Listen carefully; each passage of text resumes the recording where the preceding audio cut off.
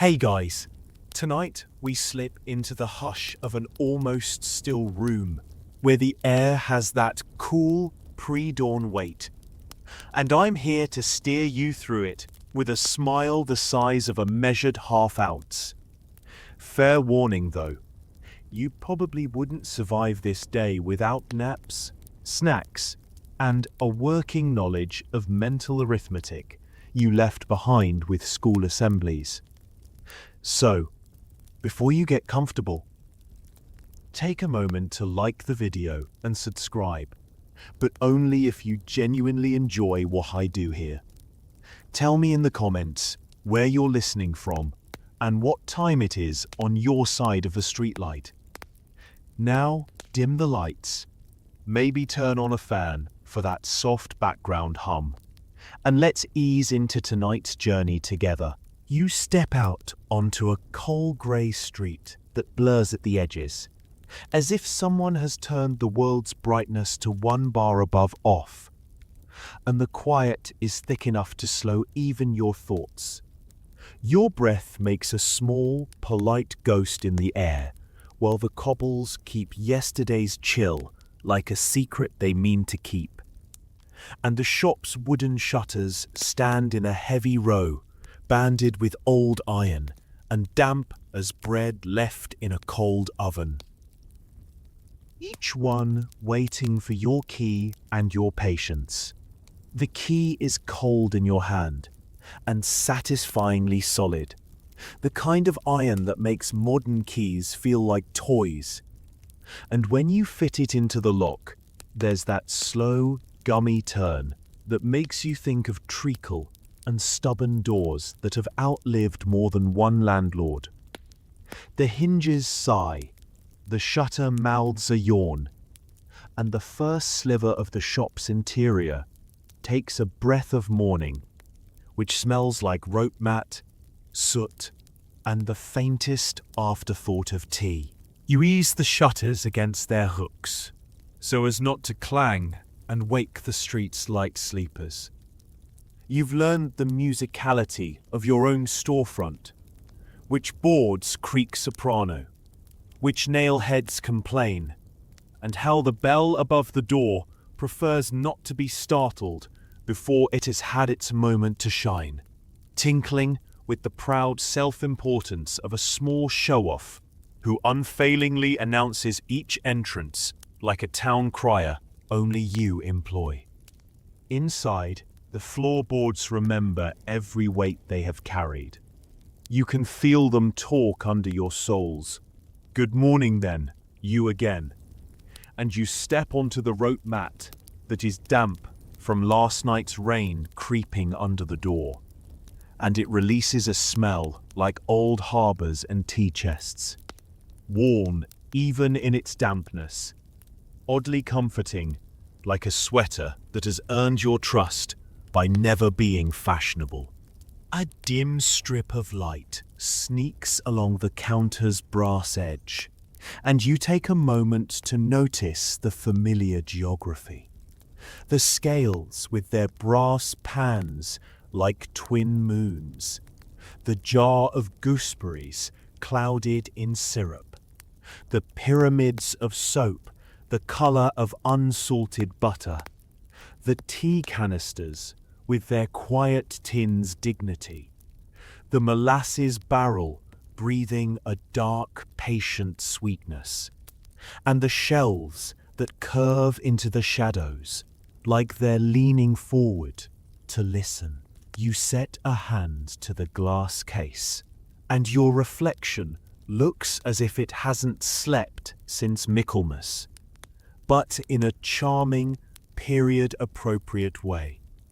Your hair has conspired with the weather to create a style called "I got up at an hour that should be legally protected."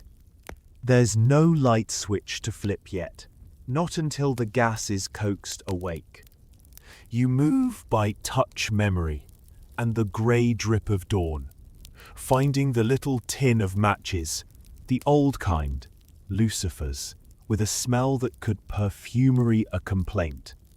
Strike one and the flare is a scandal in miniature, loud and bright and faintly sulphurous, and the gas jet flutters on like a blushing actor waiting for applause. The flame steadies, and the shop glows the way a kettle hums, not loudly, not silently, but with a steady promise, and dust motes take the stage, as if they've been paid per floating. You're already aware this is the kind of startup routine where the startup costs are mainly in your bones. It's the Victorian era. Queen Victoria sits on the throne from 1837 to 1901. A sweep of time long enough for a shop like yours to be a whole life. And the high street is a busy spine of tiny enterprises that open before most windows wake. You do this not because you love the flavor of dawn, though some mornings you almost do, but because mill hands and lads on early shifts will want tea and bread and maybe a strip of bacon. And they will want it before the factory whistle scolds the sun into rising properly. The morning rules you as much as you rule it. You are, in the most flattering sense, a servant to the neighborhood's hunger. You tilt the bell by the door to coax its spring into not shrieking later, then slip the broom from its peg and perform the oldest choreography in retail, the opening sweep, the careful translation of scattered grit and yesterday's footsteps back into the irrelevant. You don't advertise this, but here is a useful trick you learned from a neighbor with a near magical mop. You scatter a palmful of damp, spent tea leaves over the floor so the dust clings, so the broom can gather it without letting the air taste like storage. It's one of those lesser-sung housekeeping arts that no one writes poetry about, but someone should. You sweep under the counter where crumbs from yesterday's loaf have huddled like shy children. You bend to capture a rebellious shred of paper whose only ambition is to skitter, and you stand again with that feeling of small progress that at this hour counts for more than coffee. In fact, your breakfast is eyeing you from somewhere in the future and whispering that it would appreciate being upgraded from aspiration to actual. History sometimes pretends the past is grand gestures and famous speeches. But your day is measured in dozens of deliciously ordinary tasks that brook no debate. You reverse the sign in the window, and it says "Open" in letters painted a little too bravely, and you listen to the street stretch as the first cart jounces past, its wheels telling the story of every rut from here to the cattle market. If you step to the doorway and look left, you can just make out the rival's window where a pyramid of split peas pretends to be a monument. You nod, not unfriendly, not warm, just nodding like two ships who share a sea but not a destination. Your counter is your stage and your fortress wall, smooth at the edge where hands have leaned and coins have slid, and you take inventory with a glance. The blue wrap sugar, the flour sacks stacked like well-behaved dogs, the candles that stand ready like pale soldiers, and the biscuits in their tins, who are proudest when they get to march home under a child's arm. This is your domain, but it owns you right back. The ledger tucked beneath the counter beats like a second heart, and you run a thumb along its cover as if to say, "Not yet, friend. We'll do sums later." when there's something to some. If you're wondering about the exact hour, it's something like 5 or 6, or whatever Dawn and the next customer agree upon.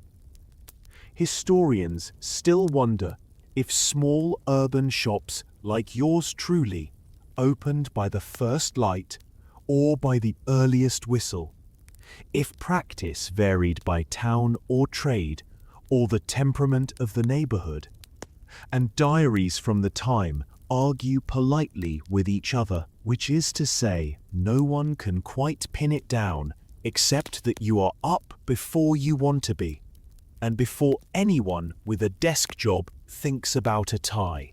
The bell gives a tiny rehearsal cough as a draft nudges the door. You glance at the window where your own hand-lettered prices sit like shy performers. Tea at so much per pound, coffee at an optimistic shilling, bacon by the rasher, butter that is sometimes honest and sometimes watery when it arrives, no matter what the supplier swore on his mother's respectability.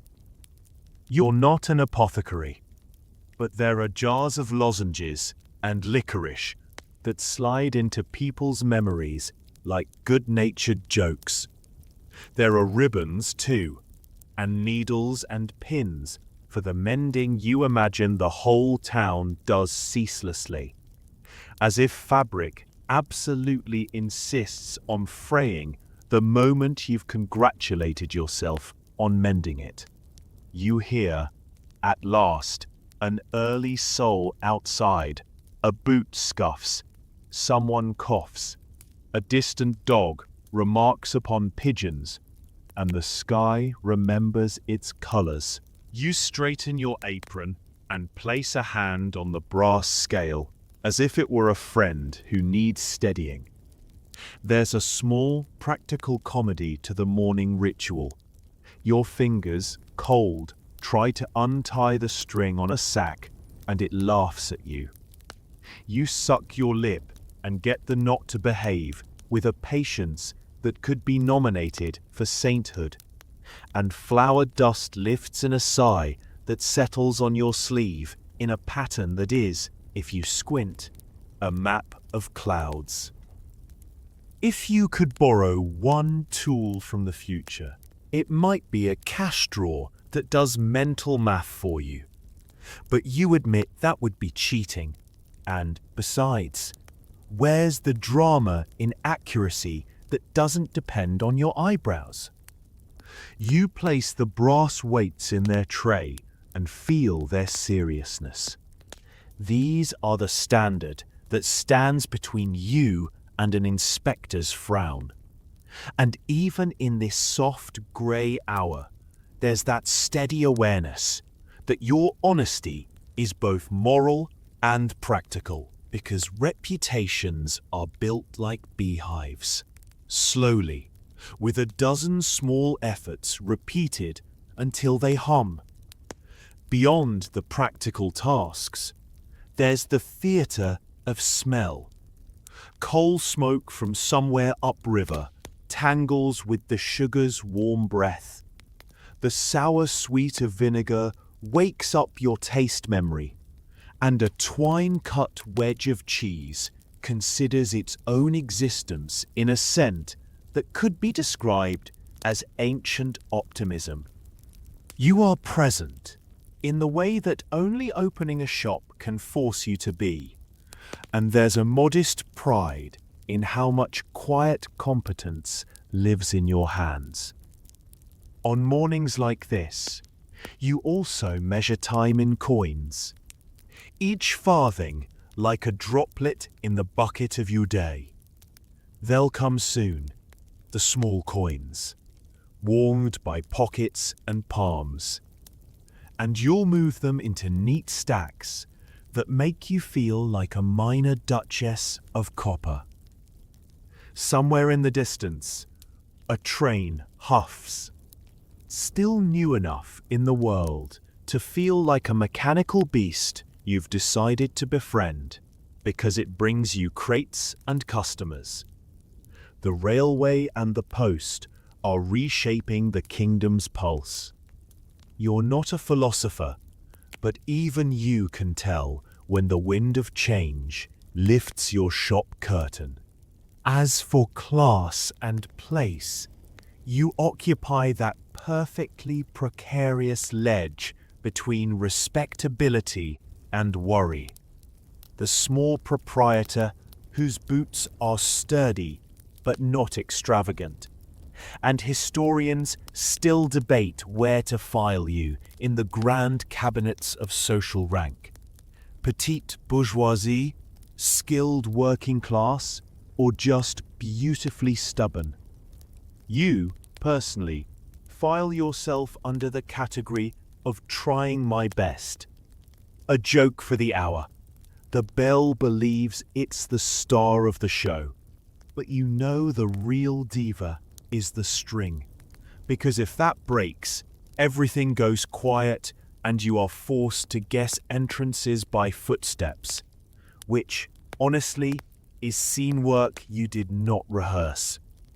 Another small joke that doesn't feel like one at the time. Your stomach attempts to unionize, demanding tea, and you tell it politely that tea will be voted on after you open the bacon. You're on speaking terms with your own hunger, which is both thrift and modest comedy. You take a damp rag to the counter's edge, and the grain rises, a soft ribbing under your hand, like the wood is pleased to stand taller under your attention. You check the match lid. You touch the gas tap with the caution of a cat meeting a mirror. And you feel briefly triumphant that your world runs, not smoothly, but at least in the direction you intend. There will be days when a delivery fails you, and the rival across the lane has the very thing every soul suddenly wants. And there will be mornings when the rain drills the signboard into a sulk. And there will be winter afternoons when the light leans away so early you suspect it has other plans. But the dawn you own almost. It is the only time the shop belongs chiefly to you. And you feel a peculiar tenderness for it, even as you wheedle it into behaving. For all that, there's still the question of how you know when to throw the door wide.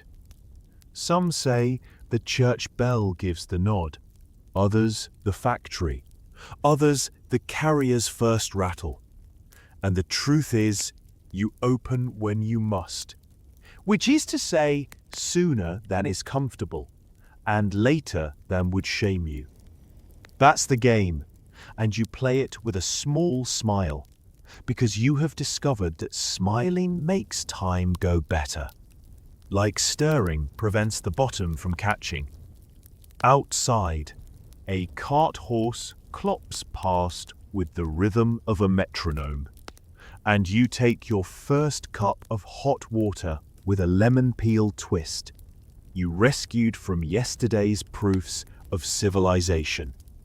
The water is politely warm and tastes like the idea of tea, and it's enough, for now, to convince your insides you're capable of kindness.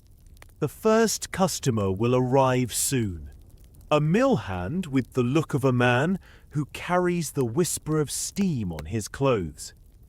And you are ready for him, with change, with wrapped bread that crackles softly, with tea measured out in a way that makes him believe he's getting a little more than he pays for, which is the sort of illusion you practice not through trickery, but through neatness and care. If you had to confess your private morning superstition, it's this. You like to place 3 farthings just so near the waste tin, because it feels like an invitation to the day's luck. You cannot prove this works, but you cannot risk discovering that it does. The shop's personality wakes a little more with every breath of the gas flame, and the street stirs in sympathy. You can almost see the day put on its jacket. Somewhere on the shelf, a little blue-banded jar of mustard pretends to be a royal cousin of more glamorous goods, and you pat it. The ordinary is your treasure. A ribbon that matches a dress, a loaf that slices without crumbling, a tin of treacle that doesn't leak onto a parcel string. These are your miracles.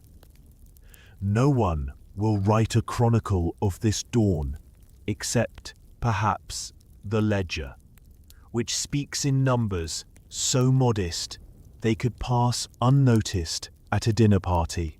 But you'll remember it, not because it's grand, but because the damp rope mat, the hiss of gas, the tiny defiance of opening shutters in a grey street, all of it makes a world that you alone usher into being each morning with a broom, a match, and a pocket of coins that would be insulted to hear themselves called small. And if you glance up, just for a heartbeat, the glass shows your face. Tired, yes, but steady.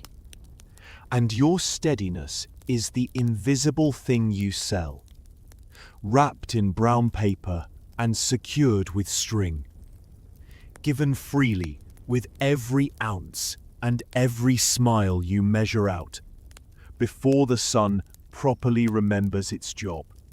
You reach for the feather duster like it's a baton, and the shop is your quietly wheezing orchestra.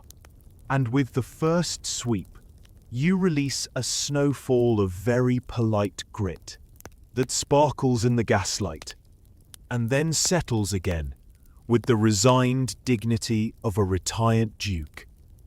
Dust in here keeps its own calendar, and you're fairly sure its own union, which refuses to meet anywhere except the exact spot you just cleaned.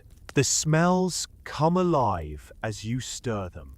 The sharp, medicinal wink of a future you can almost smell already in the pink-tinged slabs of carbolic soap that will be all the rage by late century. The warm-throated breath of black tea that suggests rainy afternoons and tin spoons. The molasses' patient, low sweetness like a cello note, and a top note of vinegar that thinks it's a wake-up call. You move behind the counter and uncap a jar. Licorice kisses your nose with that deep, slightly earthy promise. Pontefract cakes, embossed with the castle, and as serious about being round as a coin is about having edges, while the jar itself complains in glass speak that you tightened it like a cautious person who had last night's you in mind. The floorboard by the scale sings the same note it always does when you lean. A high-pitched E, if you had to name it. And you've learned to press on the knot near the board's end to hush it. Because nothing ruins the drama of a precise ounce like a squeak that wants headline billing.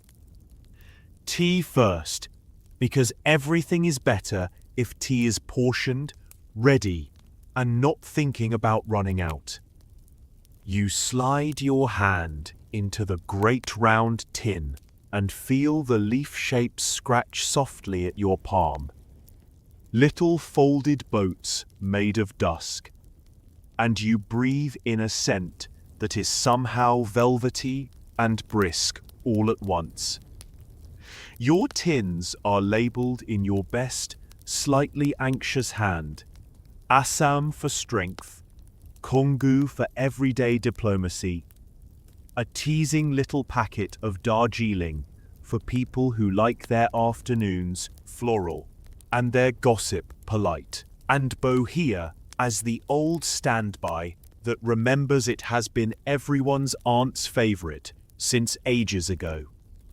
The floorboard by the scale sings the same note it always does when you lean, a high-pitched E if you had to name it, and you've learned to press on the knot near the board's end to hush it, because nothing ruins the drama of a precise ounce like a squeak that wants headline billing. Tea first, because everything is better if tea is portioned, ready, and not thinking about running out. You slide your hand into the great round tin and feel the leaf shapes scratch softly at your palm, little folded boats made of dusk, and you breathe in a scent that is somehow velvety and brisk all at once. Your tins are labelled in your best, slightly anxious hand. Assam for strength, Congo for everyday diplomacy, a teasing little packet of Darjeeling for people who like their afternoons floral and their gossip polite, and bohea as the old standby that remembers it has been everyone's aunt's favourite since ages ago. The scoops chime against the tin's rim, and you think of the tea's journey, because you can't not. Chests lined with lead foil. Yes, the actual metal. The Victorians are brave like that. Arriving stenciled with phoenixes and numbers. The packing straw still mid-ocean in its smell. And you cutting the paper seals with a bored concentration that hides a small thrill. A widely accepted truth folds itself tidily into your morning. Britain runs on tea now, and by the middle decades of this century, the national habit is so entrenched that small grocery counters, like yours, are the daily engine of it, weighing, parceling, pausing for the rustle of paper, as familiar as a heartbeat. Historians still wonder how much blending happened like this, quietly, behind small counters.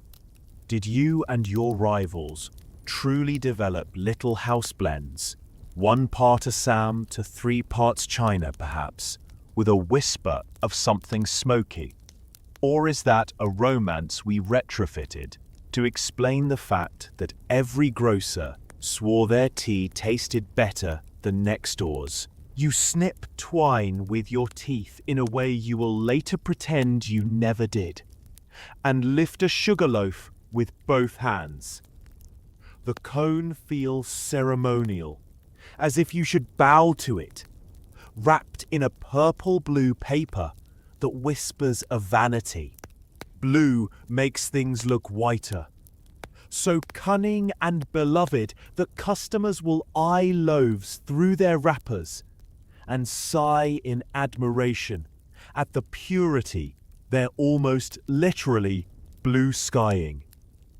You take up the sugar nippers and crunch off manageable lumps, polite crystals skittering like frost across a window pane. And you think, not without fondness, of how this will all change by and by, when granulated sugar arrives to civilize mornings and make the entire ritual feel less pirate and more pastry chef. You place a scoop of coffee beans in the shallow pan to give the corner a brief roast, because you have learned that the smell sells itself as well as any chalkboard ever could. The beans pop softly, releasing a bitterness that argues with the sweetness in a way that makes the air taste like a good conversation. A lesser-known bit you carry like a shiny pebble in your pocket. Some shops keep a little packet of isinglass. Yes, the fish bladder kind, tucked away for customers who swear by it for clarifying home-brewed ale, or a jelly that must set with imperial firmness. And you sell yours to exactly 3 matrons, whose recipes are secrets older than the river. You straighten the stack of candles near the till.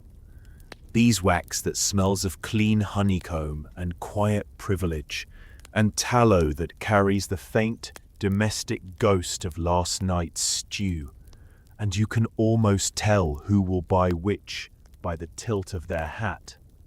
The tallow ones squat and honest, leave a chalky dust on your fingers that begs a white on your apron you swear you will not do, and then promptly do.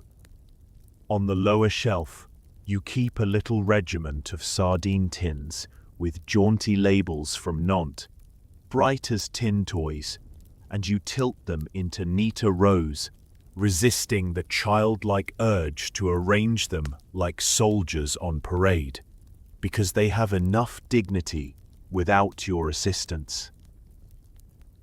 The nail bins in the corner are a different kingdom. Oak drawers with brass cups that have swallowed years of 2-penny and 4-penny nails. Little spikes that smell like damp iron and stormwater. You sift a palmful for the pleasure of hearing them whisper together. A dry metallic talk. And to verify that the size labels haven't migrated again, as they are prone to do when apprentices think they can eyeball a pennyweight like a sorcerer.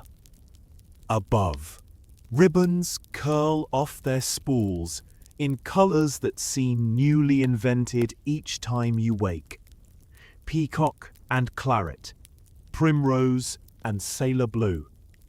And you pull a length across the yardstick that's worn smooth exactly where it needs to be. Your thumb catching on a nick your grandfather left. Every colour has a customer ready to speak its language, you suspect. And threading the needle between necessity and small luxury is half your trade. A quick turn and you're addressing the pickles. Onions floating like little moons in vinegar galaxies. Red cabbage that looks like torn velvet under glass. And a jar of mustard with its blue band trying not to look smug. You take a damp cloth to their shoulders, because labels matter, and people trust a jar that catches the light without flinching. The whole place smells like a perfume house that only does honesty. Top notes of coal, middle notes of spice. Base notes of soap and wood. It's the bouquet of useful things, and you stand in it like an ambassador for the Republic of Enough. You pass your finger along the lip of the flower bin, checking for weevils as you always do, the little bobs that turn into boats if you look away, and find none, which feels like winning a small, invisible war before breakfast. There's blue paper in a drawer for wrapping butter. Blue against yellow, a charm to nudge the eye toward purity. And a roll of brown paper that crackles like dry leaves. You adjust the string ball in its cradle. The twine, a familiar thing that manages to undercut every attempt you make at sophistication by sticking to your fingers as if it were flirting. You take the small brush and sweep the dried, crumbly sugar from the counter's groove, where it slides like a snowdrift. Then polish the glass of the sweet jars until humbugs and barley sugars preen. Every child who presses their nose here will leave a print shaped like a wish, and you will wipe it away with the kindness of a magician, resetting the stage for the next squealed request. From the back shelf, a small army of blue bags peers out. modest sachets of powdered ultramarine that housewives will swish in their rinse water to lift whites away from yellow's sly creep. Not glamorous, but magical in its own domestic way, and you smile at the simple alchemy. There's also a tucked-away pile of black-leaded polish for grates, sooty pride in a tin, and you move it forward a little because the season demands it, and because you know that if you do not suggest priorities to the day will impose its own. The bell scratches its throat and says no one yet, and you take the chance to sit the scale square and warm your hands around the tin mug of almost tea. The brass pans reflect the flame and make a theatrical show of the simple work to come. You think of laws in the background like the slow tick of a metronome, weights and measures acts that say your ounce must be an ounce, and that an inspector, at intervals that ignore your nerves, will appear to verify it.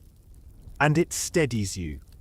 How strange and comforting that the kingdom worries about fairness in the exact same way you do, with little discs of metal that insist on honesty.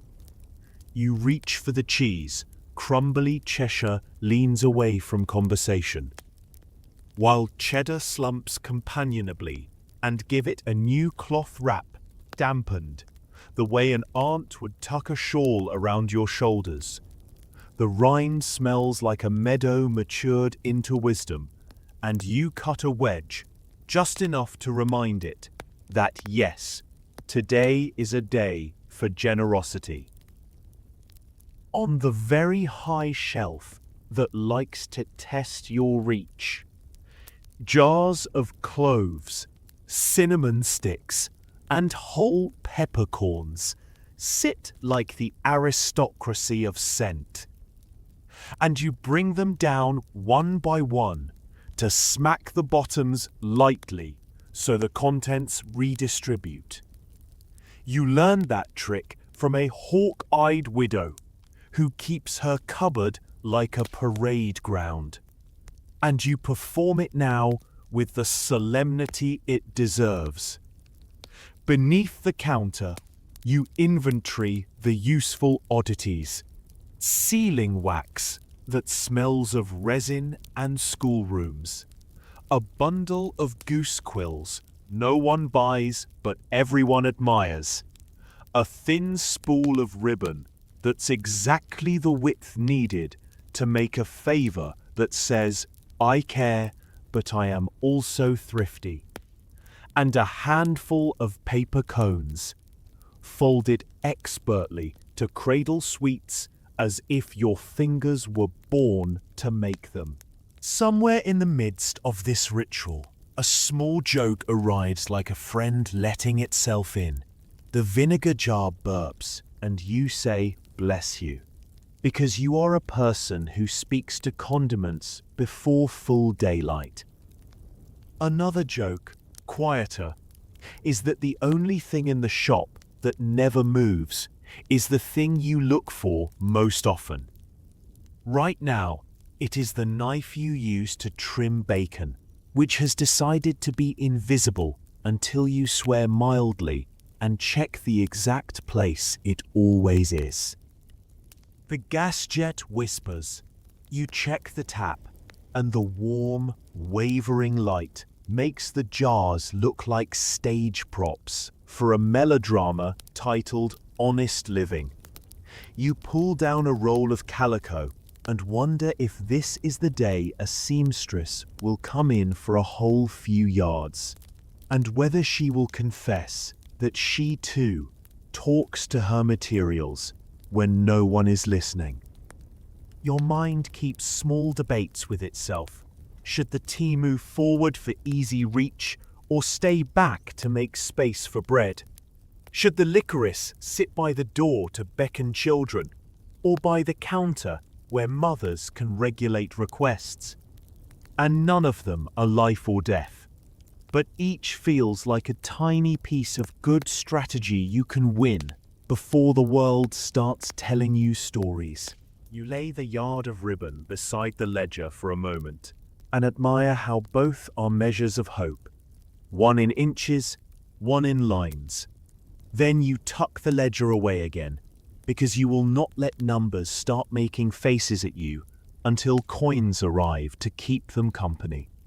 A cool draft slips along the floor like a cat without the decency to meow, and you tuck your shawl tighter while checking the draft stopper. Rolled rug, heroic in its humility, at the doorstep. Then tuck it firmer against the gap. Somewhere, far back in your head, is the story of tinned peaches, so bright and alarmingly perfect under their syrup that they feel like summer canned for emergencies. You keep 2 tins as a dare to winter, and also because Mrs. Avery buys one every fortnight and tells you it is for spirits, which could mean dessert or ghosts, and you've never asked which. If you listen closely, the sacks talk too. Oats, scratchy and earnest. Rice with its soft sift. Lentils, tidy. You pat them like loyal dogs.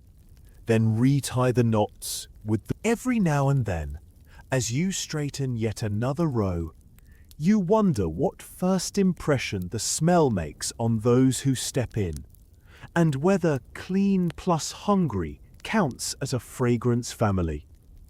Historians still wonder too, in their own way, whether shops like yours deliberately stage scent, roasting a pan of coffee at the door, for instance, to lead noses like guide ropes. And while some memoirs swear it happened, ledgers are silent on matters of perfume. So the truth stays just beyond proof, like steam on a cold day.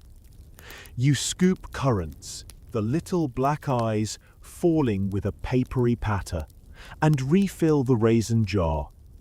A stray raisin bounces, makes its brief bid for freedom, and, like every stray raisin, is both faster and more determined than it has any right to be. But you capture it and restore it to the safety of majority rule. The shop grows neat under your hands, which is all you ever ask of it. And the dust, having made its statement, quiets down to a manageable level of background opinion. You stand a second to take it in. Scales and soaps and sweets and staples. Wood and glass and paper and string.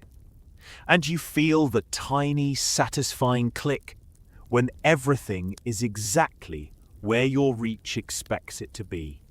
Like a puzzle solved that doesn't need to brag about being solved. Your shoulder remembers to ache. Your knees contribute a comment, and your heart answers, yes, already busy, yes, already pleased. Outside, the cart you heard earlier huffs closer, wheels learning again every known rut, and the bell above your door grows preemptively proud. You wipe your hands on your apron, deliberately, the way a conductor puts both palms on the rail before climbing the podium, and let your mouth find its smile so it's ready to wrap the first greeting like paper around a present. The carrier's cart finally clatters up like a friendly thunderstorm, iron rims ringing against the familiar ruts. And you are already halfway to the door with your pencil tucked behind your ear and your polite war face on. The horse gives a long, theatrical sigh through its nosebag, as if to say it has delivered civilization before breakfast and would appreciate applause and maybe oats second. The drayman, Tom, this week, or perhaps his cousin who looks like his hat.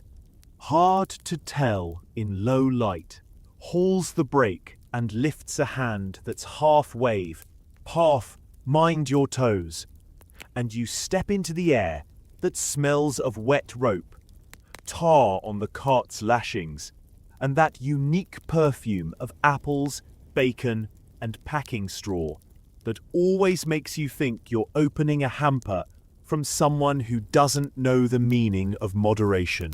He hoists his lantern so the flame makes a little gold room between you, a bubble of light that tells the damp to behave, and the two of you begin the old ceremony. You read the chalk marks on wood, and he reads your face. And somewhere between those two things, you decide what the day will owe you and what you will owe it. The chalk says, crate of soap, 2 sacks flour, best patent, a barrel of something that wishes to be called syrup, but goes by treacle in plain speech, a smaller cask of paraffin that you will treat with the exaggerated courtesy of one handling an aristocrat's secrets, a tin of biscuits in their imperial pride, a bundle of Staffordshire plates wrapped in straw like a clutch of eggs, a side of bacon with its skin shining like varnished leather, and 1 box of oranges that fancy themselves sunshine in wooden pajamas. You keep your ledger under your arm as if it were a baby bird. Flip it open on the shop step and lick your thumb, because that is how pages were built to receive respect. You breathe the hanging scent of the lantern's soot and watch the numbers promise to be reasonable today if you are. Tom hands you a waybill, creased into obedience.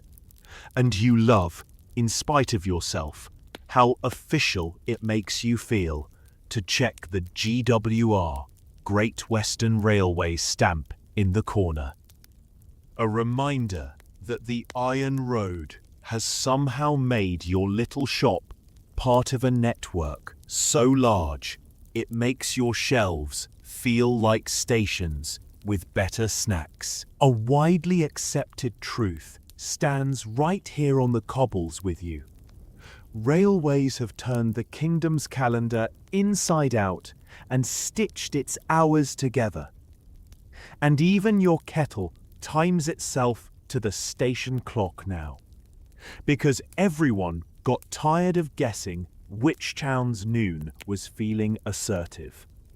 You've set your days by railway time so long that you can't imagine arguing with the sun about what time it is. And yet, just to keep you humble, the timetable still behaves like a soprano, glorious when she's on, unforgiving when she's not. Lantern glow licks along the crate edges as you count them aloud, both of you doing the arithmetic out of sheer superstitious politeness. And you tap the top of each with your pencil like a priest with a thurible, because performing correctness is almost as important as achieving it. He knocks a wedge under a wheel. You catch the small, satisfying thunk of the scotch doing its job, and you realize that nothing says the work is serious like the sound of a simple piece of wood preventing chaos. You hitch your apron and take the far end of the bacon side while Tom does the ceremonial grunt, and together you swing it onto the waiting hook just inside the door. It rocks with a private music, fat candle smooth and promising a week of breakfasts. The ledger gets a line: bacon, weight to follow, skin fair, not too much brine.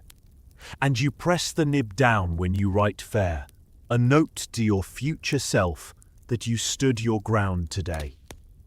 The flour sacks come next, jute scratching your palms, printed letters already smearing, because ink loves to travel more than it admits. You pretend not to notice how your hands assume the posture of experience, thumbs curled just so to save your skin, fingers braced so a slip turns into a slide instead of a tumble. The paraffin cask is the only item you and Tom handle as if it were capricious royalty. You listen for its slosh the way you listen for a baby's breathing. And together you roll it into the shadow where the cool is kind and the flame knows better than to come too near. Then the oranges, adorable and pretentious, tumble into your arms when you lift the lid. You catch the scent that makes the morning remember it isn't only coal and cabbage in this world. A bright cough of sunshine that has travelled under canvas and prayer to arrive here in your palms at a price you will coax pennies to admit is reasonable. You look them over by lantern light, and there is the bruise. Of course there is a bruise. There is always one. Soft and already whispering about juice rather than segments. And your haggling face slides into place. That pleasant expression that says you are not angry, merely in love with fairness. Half penny off the crate. You say as though proposing a walk at dusk. Tom holds his lantern up and examines the damage with the seriousness of a man measuring his own hat. And he replies what he's required by tradition to reply. Bruise won't eat the rest. You both pause, because the ritual requires a pause in which the bruise considers its options. Then you sigh, as if deeply ashamed of your own reasonableness, and add, call it pie fruit then. And let me keep the dignity of my arithmetic. There's a dance to it, this higgling. And today you lead it with a hand steady enough to win. He grumbles something that translates to fine. You grin a fraction, and your pencil settles a half penny sideways on the margin, with a flourish that would make a clerk blush. The halfpenny does a little stretching exercise, happy to have been saved, and you tuck it away in your mind's jar of wins. CF, Tom says, tapping a crate. And there it is, a lesser-known bit of chalk that matters. A bright, quick mark that says, carriage forward, which means you pay the cartage on delivery, rather than pretending someone in a distant office sprinkled fairy dust over the cost. When you see CP, carriage paid, you allow yourself a small inward bow to the gods of accounting. But today is CF, so you count out the silver with the concentration of a tightrope walker and the generosity of a person who knows where her bread lives. You sign the waybill with your best name and watch him clip it to his book with the little snap that should be a lullaby. Signatures are a kind of handshake that last longer than the hands. In with the parcels come stories. The Staffordshire plates murmur of kilns you'll never see. The biscuit tin is painted like a mild carnival. Empires condensed into tins that you can store buttons in later. The sack of oats, bless it, smells wholesome like a proverb. And tucked among the crates, a shy bundle wrapped in brown paper with string that looks like it judged itself too loudly. From Mrs. Trafalgar of the farm up the lane, eggs and a promise. Settle on Friday.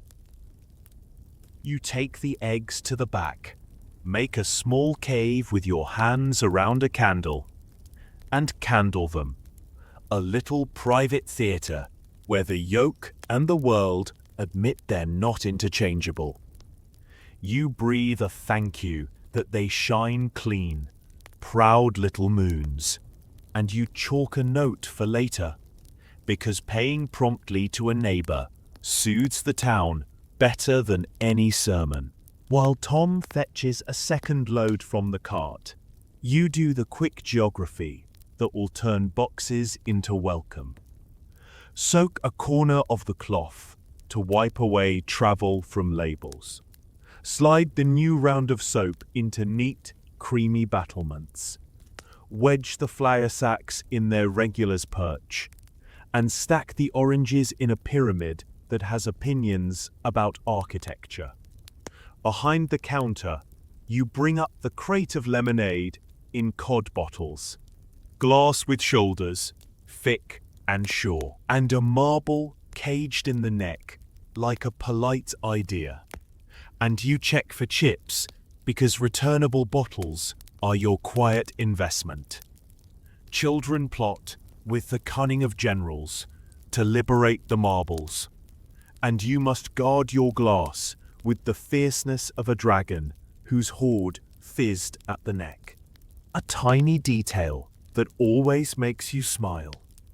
To open one, you press a little wooden plunger to push the marble down, and a joyful pop declares the drink's readiness. And somewhere, very far away from tonight's story, but very near your counter, those marbles migrate mysteriously into pockets, and then into games, and then into under floorboards universes, where all lost things go to negotiate new identities. The horse shifts, and the cart's harness rattles like a polite drawer of spoons being opened. You pat the horse's shoulder, because it has the look of a creature who has been everywhere and would like someone to acknowledge it. The nosebag swivels and gives you a view of honest oats, and you say, "Don't mind us," because you are a person who uses us when addressing animals, and also jars of vinegar. When Tom brings the last parcel, ginger beer, stoneware bottles with their salt glaze arrogance, you nod toward the step and fetch the empties you've been collecting all week. Returnable crates, bottles that have finished their social careers but are willing to work another season, and a nest of straw you'll save, because straw is simply money that forgot to be coins. He counts your returns without optimism, because he knows your insistence on getting every deposit credited. You count along, and somewhere inside you, a string of numbers hums the same tune your kettle loves. You step back to breathe the large picture. How the station, not a mile away, pulls your mornings into its mechanism. How the dray forms the last clattering, hoofed mile of a journey that began in orchards, on potter's wheels, in sugar mills, cut into cane fields you will never see. You imagine a map with bright threads tying your little counter to cities that think you are adorably earnest, to ports that smell like salt and catalogued danger, and to farms whose geese believe they invented weather. The way you bargain and sign and mutter and carry is the choreography that turns threads into a web strong enough to catch breakfast. It helps you forgive the timetable's moods. Historians still wonder if small carriers, like Tom, quietly extended you more credit than their ledgers admit, letting the carriage fee wait an extra week when your till was thin. trusting the weight of your reputation more than the weight of a coin, or whether that kindness is a flattering fog laid over memories by shopkeepers who prefer to believe a network of little mercies held their world together. Your own ledger knows the truth, of course, but it is too polite to say it out loud. As you hook the last bag on its nail and tuck the paraffin away from mischief, Tom scratches something onto his board and reports the morning's gossip from the station. A fish van went through before dawn. The platform, smelling like the sea, forgot to keep its distance. A milk train's churns clattered and clinked in the grey, like a chorus of hopeful bells. The station master set his pocket watch by the big clock with a flourish, because there's a rumour the inspector rides today. And this you swallow with a smile. There was muttering about a delay westward, because an enthusiastic cow took a personal interest in the line. You nod as if all this were family news, which in a way it is. The railway's moods are kin to your own, and you hope, not for the first time, that the timetable holds like a promise stitched in good thread. Because your lunch depends on a barrel of something that believes in being on time. When it comes to plain talk, the drayman gives you one more bit. The soap maker sent a note. Prices creep because tallow's dear, and that means your brave little chalk numbers in the window will need to nudge upward before the week is out. You sigh the sigh of a weather forecaster who knows rain when they smell it.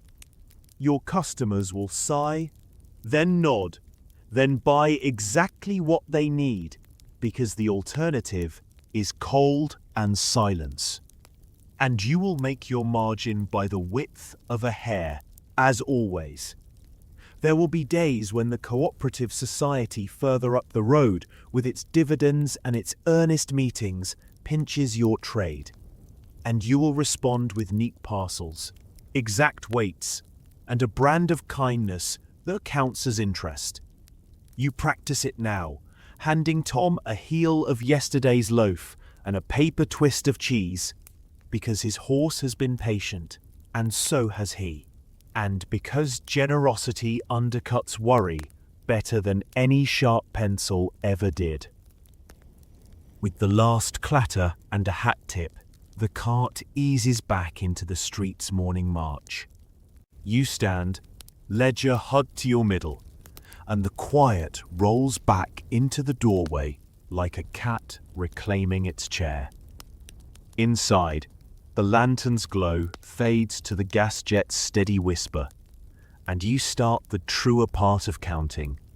Weights noted, bruise discount observed, carriage paid, signatures signaled to the future you, who at dusk will be a tiny mathematician with bruised feet. The oranges breathe a faint brightness into the room. The paraffin sulks harmlessly in its corner. The bacon has decided it looks good from any angle, and the biscuit tin wears its painted empire like an aunt wears pearls. You wipe your hands once more on the apron, because it is the ritual that says done. Then you tuck your pencil back behind your ear, where it lives like a very quiet pet. Two jokes come to roost in your brain as you sweep packing straw from the threshold. First, the crates are like rabbits. Leave two together and there will be somehow three. And second, that your negotiating face is by all accounts indistinguishable from your I'm remembering if I turned off the back tap face, which may explain your success rate. You collect a final small treasure, a handful of bent nails that will be straight tomorrow under your hammer, and a twist of string that refuses to stop being useful. and you lay your palm flat on the counter to feel the wood pass judgment on your morning. It approves, in its quiet wooden way. In the corner, the lemonade bottles wink as if attempting to conspire. The marble sees you and pretends innocence. The bell above the door quivers like a bird ready to testify, and a shape crosses the window. The first customer's outline moving through a world that has finally agreed to be mourning. You smooth your hair as if it matters, which it does in the sense that it comforts the person on your side of the counter, and you slide the ledger to its waiting place so that greetings can take the stage. Somewhere at the station, the big clock insists upon a minute. Somewhere in your pocket, the rescued halfpenny settles like a seed into earth. And here, in your small empire of shelves and smells, the work you have just finished opens effortlessly into the work you are about to begin. The music of the day, slipping from overture to first gentle scene as a mill hand reaches for your door, and the bell clears its throat just in time. The door yields to a familiar palm, and the bell, delighted to be relevant, performs a small solo that thinks it's subtle and absolutely isn't. You look up to meet the first pair of tired eyes, a mill hand wrapped in steam and lint, and the quiet good manners that belong to people who have already been up longer than the morning has. He nods. You nod. Your mutual agreement that words are luxuries before sunrise. And his hands, big from work and gentle from practice, place a little purse on the counter with a clink that's half hope, half arithmetic. The air still carries last hour's oranges and treacle, but now gains a note of machine oil and wet wool from his coat. And your scales seem to straighten, ready to do honest work, where the difference between a penny and a halfpenny is the difference between a proper breakfast and a growl you'll have to apologize for later. Rasher and a bit of tea, he says, and it's already in your hands. The bacon knife glides. The rind peels back like a ribbon that knows its exit cue. And the thin pink slices fold onto the paper in tidy curls that promise sizzle. The tea tin opens with a little whisper of leaves against tin, and you scoop.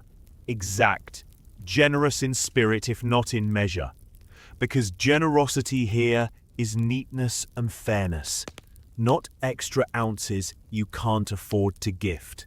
The scale pan rocks and then settles. The brass waits a steady chorus. Ounce, 2 ounces, the tiny subdivisions that prove you respect his coin. You wrap the tea in paper that rustles like an agreement and tuck the bacon with it. Parcel string snug around the little bundle, as though breakfast was something you could actually hold and protect. He fishes in his pocket, and the coins arrive with the soft scrape of copper and a few bright notes of silver. You count while looking at him, because that's how trust feels, and slide back the exact change with the same dignity you'd give a crown on a cushion. Soft joke, because it's allowed. You tell him the bacon squealed at being sliced so early, and he huffs what passes for a laugh at this hour. Humor before dawn is a delicate herb, and you use it like seasoning, not sauce. He glances toward the clock he cannot see, and toward the street where the factory whistle will soon tell everyone what they already know. It's time. A widely accepted fact hums in the undercurrent of your exchange. The mills call their people at 6, sometimes earlier, though the factory acts nibble at the edges of hours for women and children and eventually make Saturday shorter, which feels like a holiday, even when it just means your broom gets a slightly earlier date with your hands. The whistle is the monarch of the morning, a thin iron voice that commands boots to move and kettles to admit defeat. You slide him a heel of yesterday's loaf, just a tasting crumb you would call it to a richer man, and he tucks it away with a look you file under gratitude, quiet enough to be private. And you are reminded that breakfast can be a handshake between work and mercy. He goes, the bell tidily edits his exit, and your counter takes a breath it didn't know it was holding. The second figure you recognize by gait and basket, a maid of all work from 3 streets over, hair pinned like a plan, a shawl that tries to be everywhere at once, and cheeks pink from the sprint that is her life. She brings the scent of laundry steam and coal scuttle and brisk competence.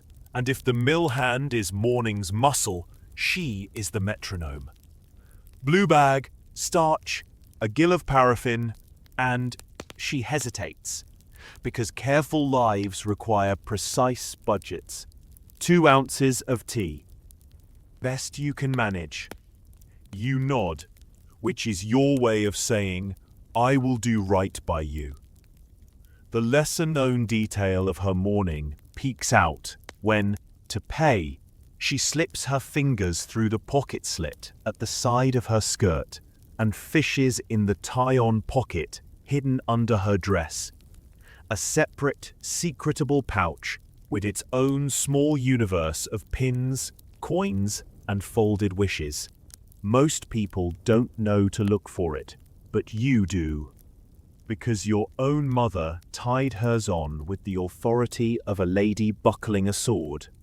You pour paraffin with the gravity of a priest from the cask into a little tin measure stamped and official. The cool oil humming its thin song as it threads the lip and settles in her bottle. The shop becomes for a moment a shrine to fire's cousin, and you mind your hands with full attention, because there are no second chances with carelessness. The blue bag twitches from its shelf into the small parcel you keep tied with a whisper of pride, bluing to trick yellow back into whiteness, and the starch waits beside it, a dustier promise that Mondays will behave.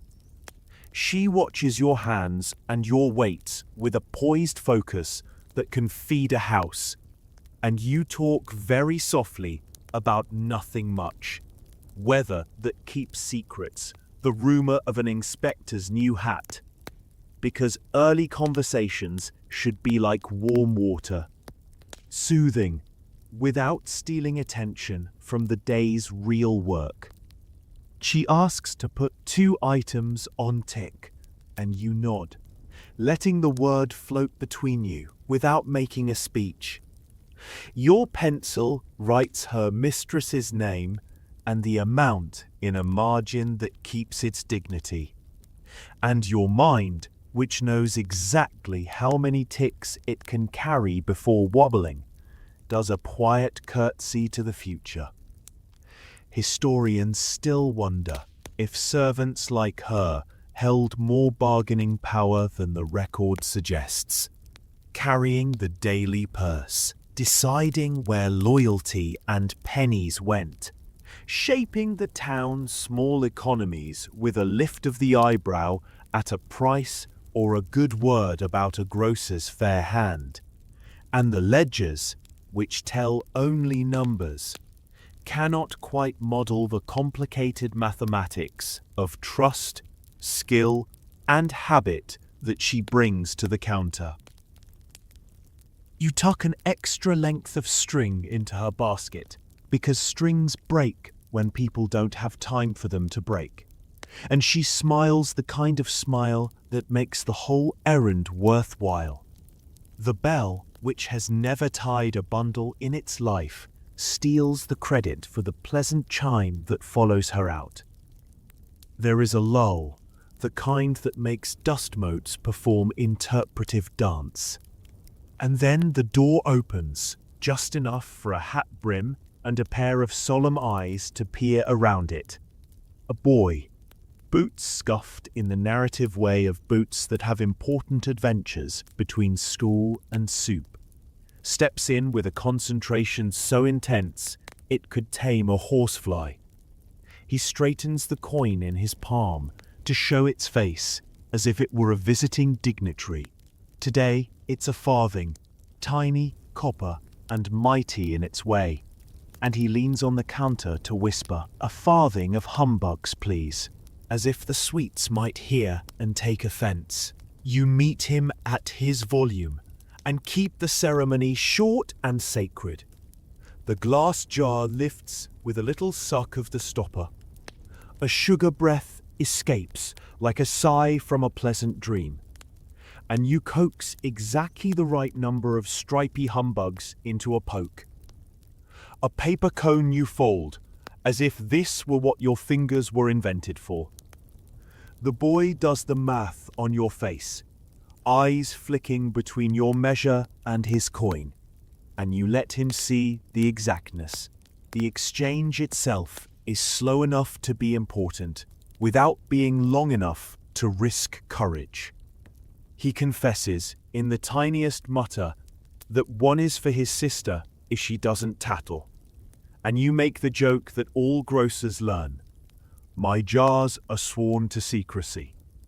He nods gravely, humbugs pressed to his chest like medals, and you watch his back as he leaves, because there's something about the way a child holds a treat that's a little map to happiness.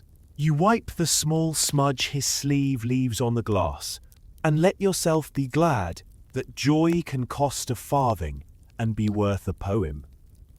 By now, the street asserts itself. More footsteps, a murmur that practices being bustle, and you welcome a pair of lodgers who share a kettle and a tendency to finish each other's ordinary sentences. They want bread, the everyday sort, not a quartern loaf fit for families, but a neat piece that could be honest about its weight, and cheese, the companionable cheddar you've wrapped like a modest gift. You stand the loaf on its end, and the crust crackles a greeting. You cut, weigh, and press the scale's decision into paper that has learned how to fold itself around corners. They tell you the railway's clock ran a minute slow last week, and the entire street argued with their porridge. You tell them your bell takes no sides in timekeeping disputes. The conversation hums at the volume of good neighbours, news with the corners sanded down, no sharp politics, no hard grief before noon, just the thrum of small things that bind, like a cat on a lap that decides your bones are trustworthy. Historians still wonder if the grocer's counter was a true third place for the working poor, a little commons for gossip, job leads, mutual aid, and quiet calibration. Or if the fantasy of warm sociability is something memoirs stitched onto memories that were in truth more hurried and transactional. Your mornings feel like both at once, depending on who steps through the door and how much breath the day leaves them. A fellow with black on his cuffs, apprentice from the smithy, appears to exchange empties. Lemonade bottles that return like homing pigeons, and ginger beer in stoneware that could double as self-defense. You count them with him, both of you murmuring the arithmetic, like a spell, to persuade the deposit fairy to be kind, and share the small tangy pleasure when the numbers add up without argument. He buys a happorth of tobacco, just enough. with its own little theatre of paper and twist, and you tuck it like a secret into his cap, because his pockets are an ecosystem that converts all foreign bodies into nails within 5 minutes. He compliments the bacon by scent, and you, acknowledging the compliment as if it were a formal invitation, tip the hook to show the fine lean-to-fat song you've been singing with your knife all morning. He tells you the smithy's bellows stubbornly breathed smoke at the cat, and the cat issued a low opinion. You tell him your vinegar burped earlier, and you blessed it, which you are still not ashamed of. As the door keeps polite time with the bell, you skim coins into stacks, farthings into little copper towers, half-pennies like their dependable older siblings, the occasional silver sixpence a breath of weather from a different climate, and the neatness of them calms you. A small city of exact totals where no one, mercifully, needs anything from you for a few seconds. The widely accepted fact of the world beyond your window continues to press its habits into your shop. The early rush before the whistle, the mid-morning trickle of errands sent by lists and lips, the way shops like yours fill the gaps between wages with sugar, starch, and human reassurance. And you know, as surely as you know where the bacon knife lives, that this rhythm is older than railways and younger than kings. A woman in a hat with ambitions stops to ask if you will send 2 loaves later to her lodgings.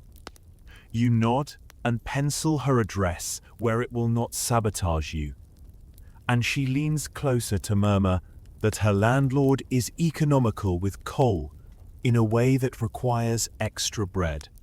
You do not promise warmth. You offer crumbs of strategy. Eat the end crusts. They are thicker. And she smiles in the way people smile when they've been seen. A man you know slightly as a chapel deacon buys candles. Tallow, because the Almighty is surely not counting wax at his house. And he tests the weight with the practiced squeeze of someone who has bought candles all his life. He tells you, without smugness, that the gaslights are poorly regulated at the corner, and the joiner's lad nearly walked into Mrs. Pentlow's donkey last night. You agree sympathetically with both gas and donkey, and your smile folds around the idea that disasters avoided make the best stories. 2 jokes are quite enough for one morning, but a third slips in when the bell makes a noise like a hiccup, and you clap it gently as if burping a baby. The bell preens, and the door, not to be left out, decides to creak a note that could audition for a violin if wood had ambition. All the while, you keep your voice at that pre-breakfast hush, and your hands speak the loudest. Cut, rap, weigh, note. Every movement a little declaration that things can be done kindly and correctly at the same time. You notice, because you always do, the tiny acts that make a street feel like a village.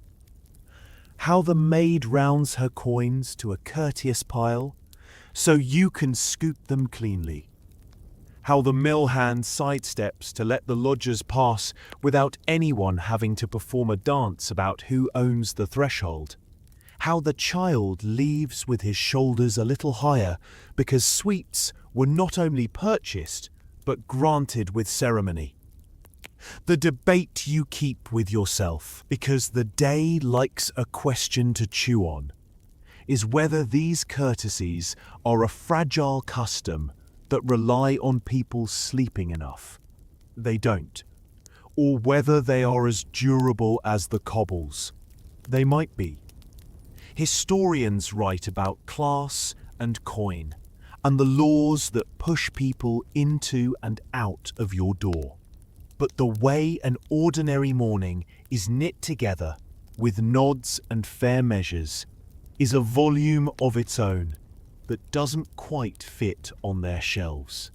By the time the trumpet of the factory's whistle peals across the roofline, late enough that the mill hand you served is already inside and on time anyway, your little rush fades to a simmer.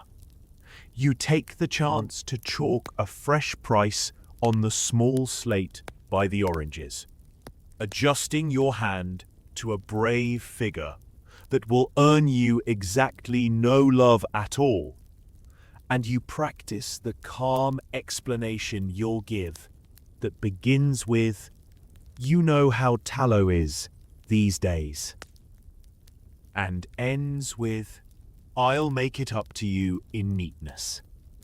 A tiny draft snakes in, carrying somebody's breakfast toast, and for one rogue second, you wish you were the kind of person who ate before the world asked you to be useful.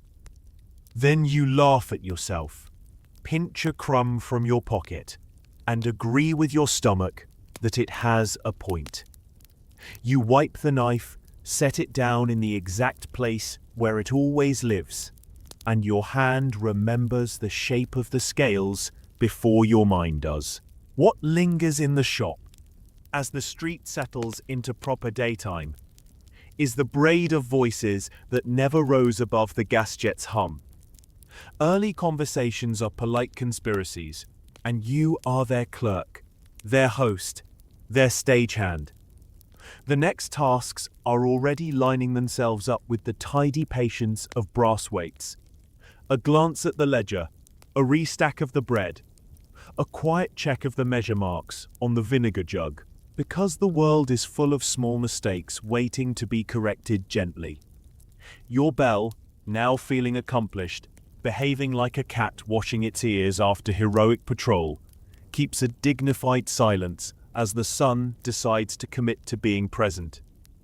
You breathe and let the room return to listening, the oranges glowing like tiny lamps on their pyramid, the bacon utterly convinced it is handsome, the paraffin sitting in its corner, pretending to be harmless because it currently is. And when the handle turns again, because of course it does, you are ready.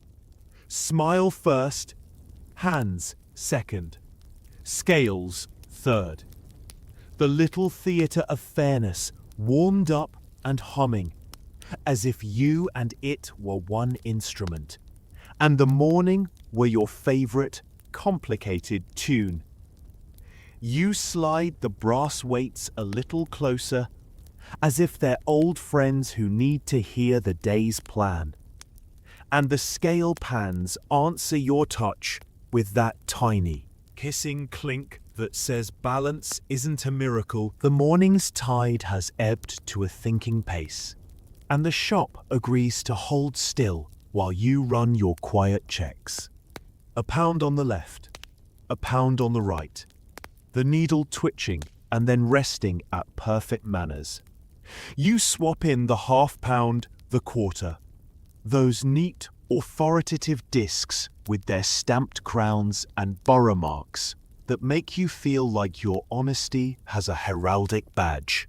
Your clerkly pride hums at the sight of those stamps, little monarchs of fairness hammered in by an inspector with a set of cold standards locked at the town hall.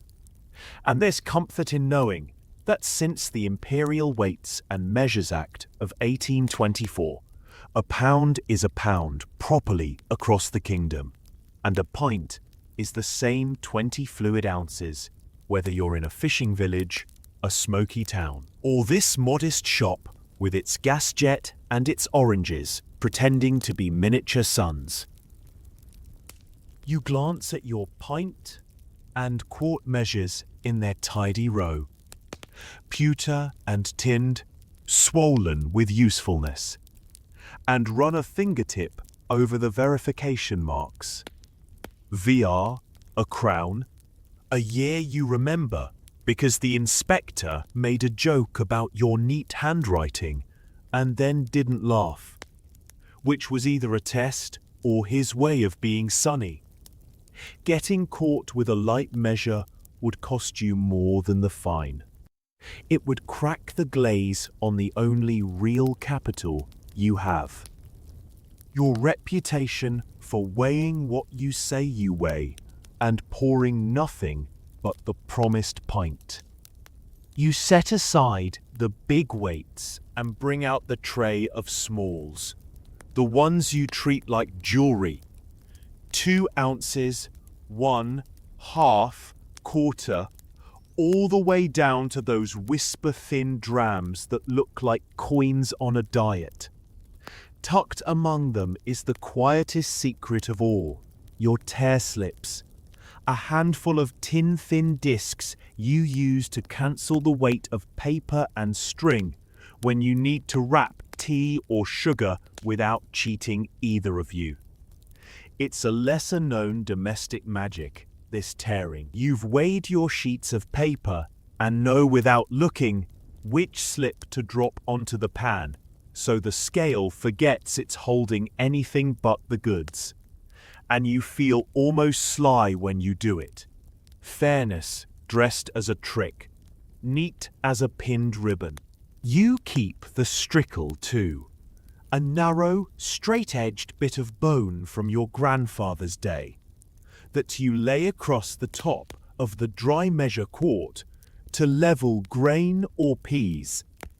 One smooth sweep and the heaped hill is struck fair, each kernel admitting it must live within the rim, and the sound it makes, a soft sandy hush, is one you could recognize in your sleep. Some customers still expect the old heaped measure for certain staples. A little altar of abundance peaked above the brim. Others insist on stricken to the edge like a magistrate's temper. Historians still wonder if those rituals of heaped or stricken truly mapped onto trades the way later storytellers claim, or if seconds of performance at the stall became, in memory, a whole code of honor. Your feeling is that custom depends less on what the guild wrote down and more on the look in a customer's eye when they weigh your fairness against their hunger. A woman with a list written in a nervous hand asks for a quart of peas and an ounce of pepper, and the performance is half for her and half for the inspector, who is not here but always might be.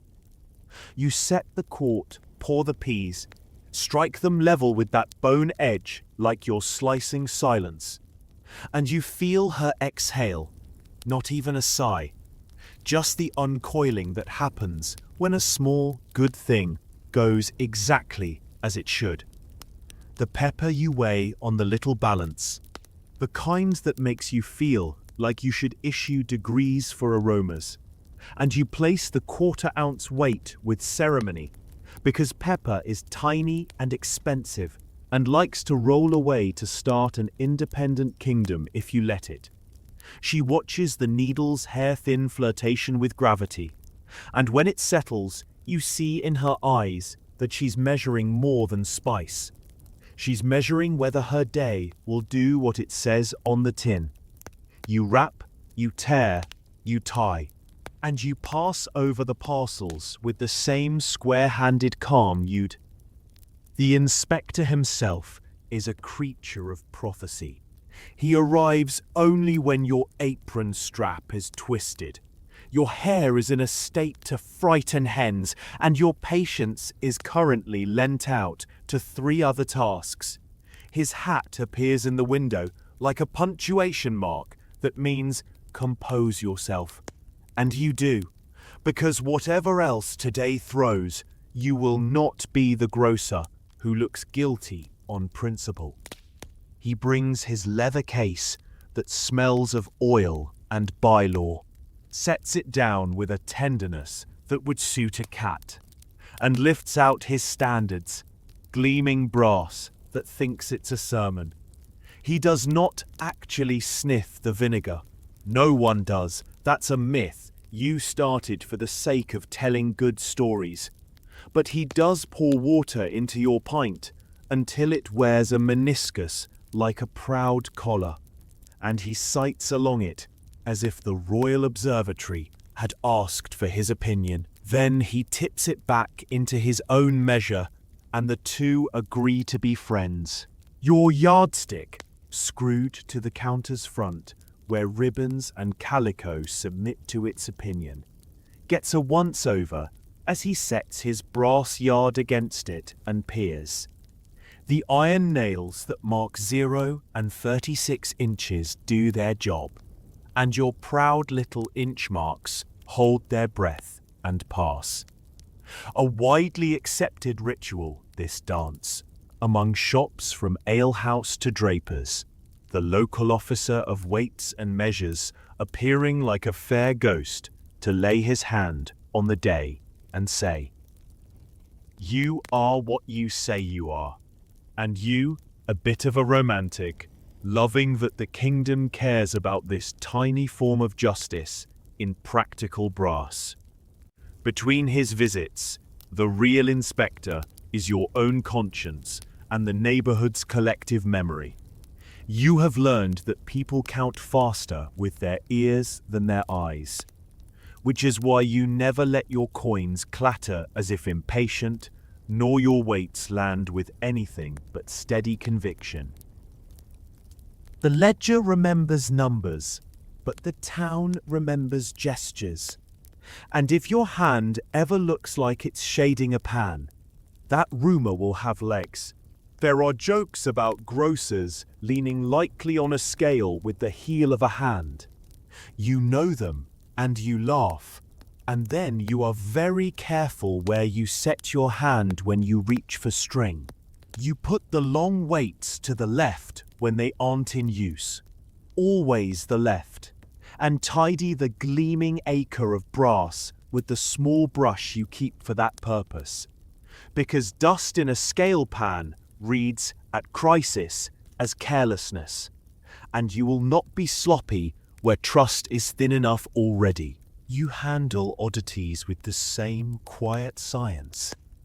Vinegar by the gill into a bottle a customer brings, and your measure hums the song of a narrow lip. Treacle ladled into a jar where the meniscus refuses to behave like a gentleman, and you coax it level with a patience that could win wars. Bacon cut precisely, and then weighed with the rind already peeled back, because that's how breakfasts judge you. Butter pat, pressed into a blue paper racked block whose weight your hands can feel, without the scale, within a whisper. When a gentleman in a hurry asks for a shilling of tea, your brain performs mathematics disguised as good manners. If tea is so many shillings the pound, what is that by ounce to equal his coin? What is the tare? What does your margin whisper? And the scoop goes in, the paper breaths, and the weight snuggles down to the number that lets you sleep. You find a certain sport in these tiny equations, and you like winning against arithmetic without making a noise about it. You think sometimes of how the standards themselves are maintained. The big official pound and yard locked in a chest at the Guildhall like secular relics, taken out for verification by men who probably enjoy polishing them more than most people enjoy their birthdays. You've been permitted to watch once, and the ceremony of it, keys, witnesses, the solemn tone in which someone says, "compare," seemed to you like a blessing laid on every loaf and ounce you sell. Your own yard has its quirks. The tick marks have grown friendly under years of ribbon and calico. And every so often you discover that someone's taken to measuring a child just to see when your back is turned. which you do not mind because children are the only customers who can be told their size in inches and accept the verdict with delight. You keep a strict wall between your yard and your elbow. An older customer will still ask for an L of cloth, and you're happy to translate. 45 inches if they mean the English L, longer if their grandmother's stories were in Scots. The language of measures being one of the older dialects the town still speaks. Once, early on, you learned your lesson loudly. You sold a pint of milk that was truly 3 spoonfuls short, because the mug you borrowed had its lip battered in. The customer, an older woman with a look that unknits jumpers at 50 paces, brought it back and measured it for you with a spoon in the doorway, until your shame blushed the glass. You replaced it, retired the mug, and bought new measures the very next day with the most satisfying sound in commerce. Money well spent and spirits calmed. Since then, your measures are troopers, and your only indulgence is that you sometimes use the inverted peck as a stool to tie your string, which is probably a microcrime against the poetry of accuracy. But the peck does not mind, and your knees write thank you notes. Rumour has its own weights and measures, and it floats in with a customer who lionizes the cooperative store up the road, where they swear the scales are gentler and the dividends are mathematical miracles. You let the conversation be as mild as milk, and you keep your pans absolutely still. Historians still wonder if the later century reputation for grocers shaving the ounce and clipping the measure was as endemic as reformers insisted, or if the moral panickers simply needed villains to sell pamphlets. What you know in the cramped and human space behind your counter is that most of us are too tired to perfect our sins, and that in any case, the inspector's hat appears exactly when one is most in the mood to try something regrettable. Your own tiny rebellion, if it counts as such, is to tip an extra curl of bacon when the scales are already content, or to let the last humbug clink into a child's poke because the jar looked like it wanted to. Nothing is so beautiful as a needle settling. You watch it when the room is quiet and it tells you the day is honest. You keep the pivot clean with a trick your father taught you. Lift the pan chains, blow gently along the knife edge, and do not ever grease what should move on feathers of air. The little shiver when you set it down is the balance waking and forgiving you for fussing. The weights themselves get a careful wash in warm water with a rag that never goes near soap, and then a rub with a dry cloth until they wear their soft shine, the kind that doesn't look new, only right. There's one with a nick along its rim from a day you caught it mid-fall against the counter. You know that nick the way you know a mole on your own arm, and if anyone asked, you'd swear it weighs that nick as affection rather than error. A lad from the brewery brings a small jug and a request measured in gills for vinegar. They're pickling something experimental, and you pour while he tells you the excise man came by with his hydrometer, the Sykes instrument with its weighted stem and tiny thermometer, to prove their beer's proof and their account book's virtues. You nod with sympathy for anyone whose day depends on liquid deciding to be quantifiable. It makes you privately glad that your tests are simpler. Fill to a line, weigh to a notch, let the needle be God. You hand back his jug, wiped and proper, and on impulse, you check your own measure against the pint again, because one can never be too cosseting. Two light jokes spill themselves as the sun angles in. First, that your yardstick has begun to think of itself as a ceremonial sword, and you're fine with that, so long as it continues to slay only uncertainty.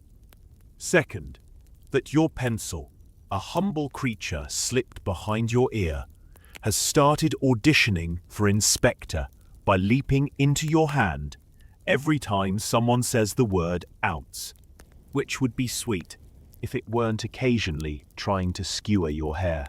You make a show once, when no one's in the shop, of bowing to the waits like you've arrived for a formal dance.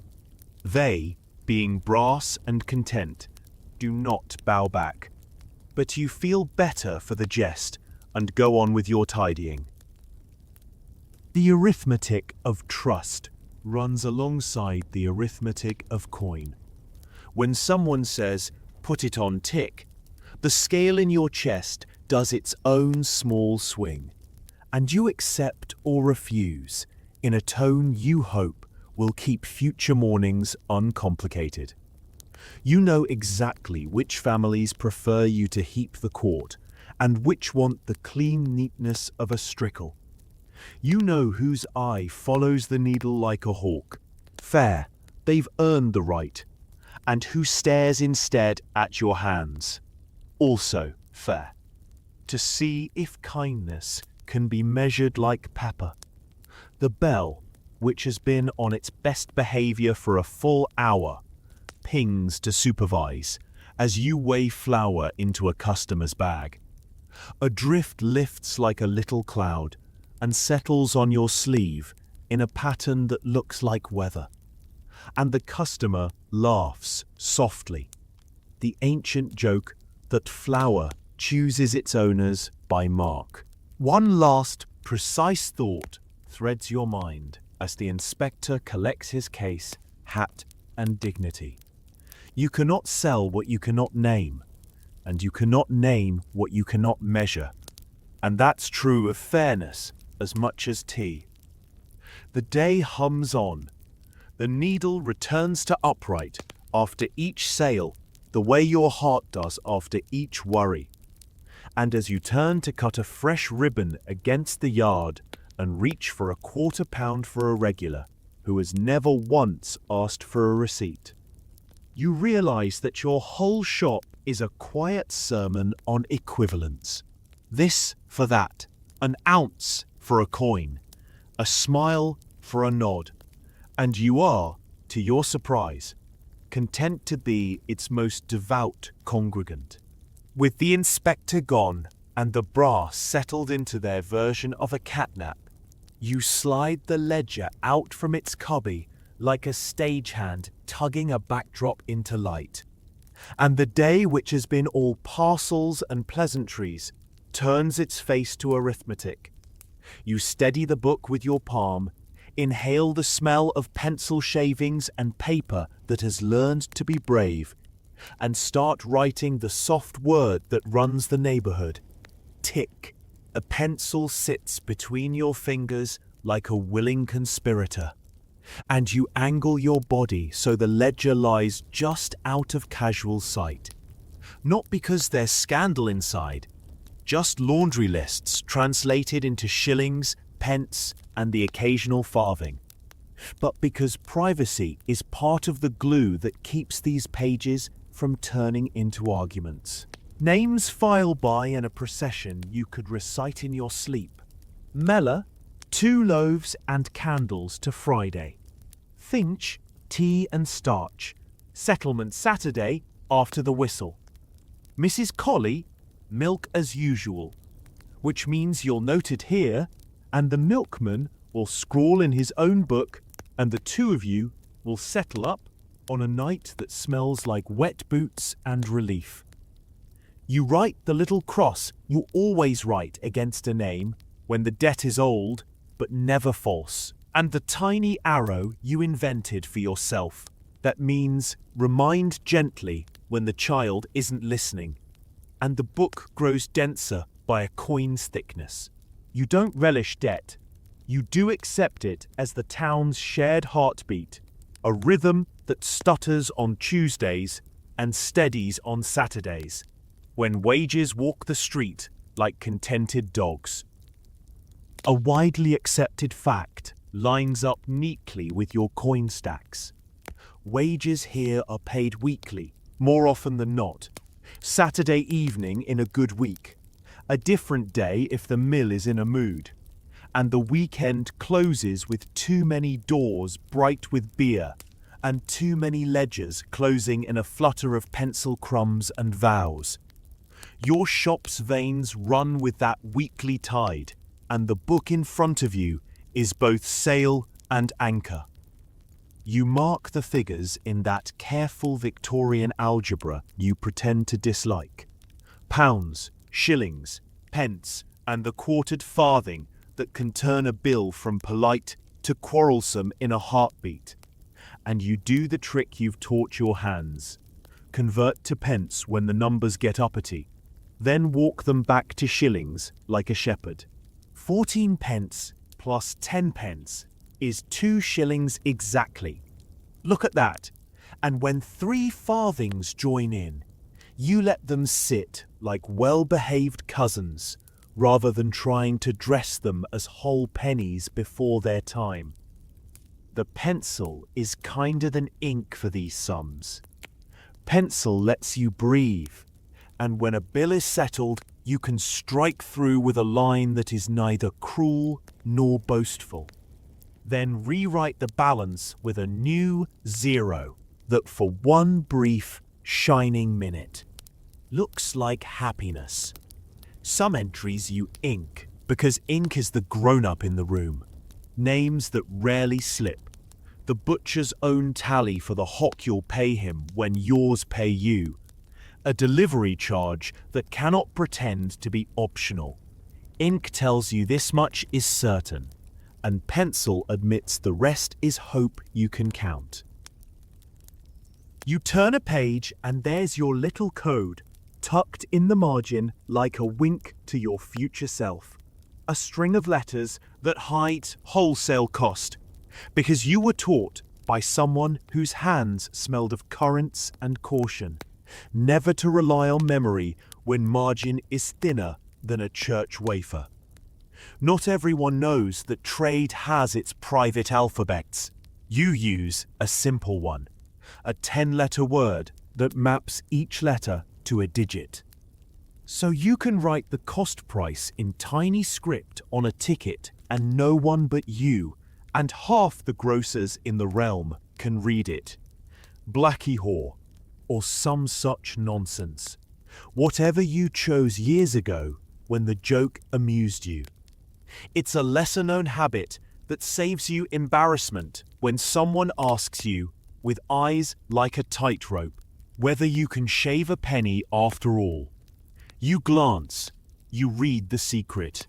Under the counter lives your other ally, a ready reckoner with pages of tables that turn threepence farthing per ounce into exactly how many shillings for 12 ounces, without you having to pretend school did you any lasting arithmetic favors. You can do most of it in your head now, but it's comforting knowing the book is there to catch you. The one day your brain decides to be made of bacon fat. The margin between your cost and your chalkboard's bravery is a sliver you could slide a postcard under. Razor thin, as the saying goes. Only the razor in this shop is made of neatness and patience rather than Sheffield steel. Flour costs you so much per sack, cartage so much again. There goes the halfpenny you squeezed out of Tom on the oranges, and your retail must climb just enough to pay not only for the flour itself, but for string, paper, measuring, and the invisible labor of smiling while doing arithmetic in a currency that behaves like a magician's rabbit. Some days you price bread so tight it squeaks, so that you can afford to be a hair more generous on tea. Because without tea, the street gets mean. Other days you let candles sit modest, while you coax a little more from sugar when the wholesale bills arrive, wearing moustaches they did not have last quarter. You're not deceiving anyone. You're trimming a sail to a wind that changes without writing to you first, and the ledger is where your small braveries and smaller losses meet for tea. There's a page for standing customers, the ones who settle at month's end with a dignity that dare not be disturbed by a Tuesday reminder, and another page for wobblers, whose columns form a kind of dance pattern. 2 steps forward, a dip, a twirl across into next week. When you put an item on tick, you write it as small as your pencil will let you, because keeping the entry delicate feels like keeping the debt light. When the same name repeats without a silver lining, the script grows a shade bolder all on its own, as if your hand could nudge decisions without making a speech. You learned early that tick is less about benevolence and more about choreography. It keeps the town turning, a rhythm swap where you front the tea and they repay with coin. Tomorrow's bacon will thank you for. Historians still wonder if these books, thousands upon thousands of quiet household ledgers, functioned as a kind of benevolent credit system or a velvet trap. Were small shopkeepers' ledgers the thread that pulled people through bad weeks? Or did they tie families to a counter with string that looked friendly until Saturday came short? Your own experience, written in the graphite dust on your cuffs, suggests it's both and neither, varying with weather, wages, and whether the baby slept. You do not keep tally sticks, though your grandfather did. Notched wood matched in 2 halves so buyer and seller could hold the truth between them.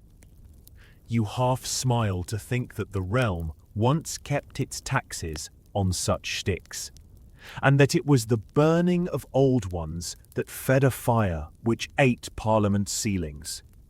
Only in this country could the account books take revenge. You have tucked in a drawer where no one but nosy moths would find it. One small stick with the old notches, a souvenir of an era when a score meant a mark rather than a sum. You prefer paper and pencil now, the smoothing handle of a page turned often, the habit of writing settled in a loop that forgives the worry it stands over. And yet, when an older gentleman taps the counter and asks to put it to my score, you nod without thinking. Words outlive the systems they were born into. You add as you serve, pencil diving between transactions like a fish through clear water. A regular wants a pound of sugar against Saturday, and you jot the 4D in the margin next to his name, without letting the black line of your mood darken the air. The wife of the carter points at the blue paper and says, "Butter on tick. 2 ounces today, promise on Friday." You write the tiny T and think of the words onomatopoeia. It really does sound like the small sound a clock makes while a pendulum swings. And you imagine your shop full of such noises. A chorus of ticks keeping time until wage night winds the spring. Every so often, you circle a number, a private signal to yourself that if the circle grows a tail, it becomes a question mark and a conversation. It's a gentle code, and you hope to keep it that way. Because you've watched how shame can ruin a decent morning faster than a broken string. You keep a separate cash page, where the day's silver and copper live in neat colonies. You balance it against the till in moments when the bell offers you a pause. And the simple virtue of a column adding up to exactly what your fingers say you have is a pleasure worth framing. The till's contents are a mosaic today. Farthings like freckles, halfpennies the scent of warm metal, pennies with the Queen's profile looking unimpressed by your efforts, the occasional florin causing a ripple because it's a coin that thinks it's a puzzle. You change silver with the caution of a bomb squad, because the fear of accidentally giving a shilling too much sits in your spine. You count back aloud, a litany that soothes you and reassures the person across the counter that math, like tea, is being done with due ceremony. A young mother arrives with a baby slung in a shawl and a list that includes tick, tick, tick, and you do your tender arithmetic. How much the household already owes, how often they've paid, how firm her voice sounds when she says Friday, whether her eyes are clear with determination or clouded with only just. You say yes, but you keep the pencil line thin. You wrap with extra neatness. You slip in a few inches of string by reflex, because you can feel how much tiny mercies can denot a day. And you write the sum beside a name that feels like a promise. You're not a charity, and she knows it. The private economics of the town happen to include your quiet decision that no one will come to a pinch for lack of a yard of ribbon, when ribbon is the right answer to a child's ragged cuff. Coins never stop teaching you. You've learned to love the small games that keep the tills honest and your margins from wandering off. Sell 2 tins together at a whisker under the sum of their singles, and watch how people decide to leave with both. Place a button tin near the till, because a penny saved on buttons is often a penny spent on licorice. Keep the oranges pyramided, not because architecture sells fruit, though it helps, but because when one bruises, you can discreetly fold it into a pie plan, without turning your display into a lecture on economics. Thin margins breed cunning that tries to be kind. You keep a keen eye on waste. Paper is not free. String is not infinite. Treacle drips like money learning to walk. And there's a tiny thrill in catching a spill before it can go from inconvenient to expensive. The cooperative up the road sends a ripple through your arithmetic every time someone mentions their divvy, the dividend on purchases that arrives like a small holiday. You nod when people praise it. You do not sneer, because what would be the point? And you compete the way you can, by being a human ledger, by remembering that Mrs. Pate likes her bacon a shade thicker at the end week, by sending a small boy home with an extra humbug when his face has done penance enough for the farthing he dropped down a crack. Widely known origins aside, the co-op's method is a clever coaxing of loyalty. Yours is less measurable, but, you hope, no less real. And you suspect the two systems will share the town, without either one needing to fall into a ditch. There are lighter notes in your book too, entries that make you grin silently because they remind you you live among inventive people. A line where you wrote 1 egg IOU paid in rhubarb, a spring bargain with a neighbour that ignores the Truck Act's scowl on wages in kind, because this is not wages, this is vegetables practicing being currency. A mark that says chalk, which is both the item sold and the reminder you chalked on their door at their request, so they would not forget to bring the jug next time. The line where you wrote cat payment in mice is a joke you keep because laughter also belongs in ledgers. regardless of whether it balances.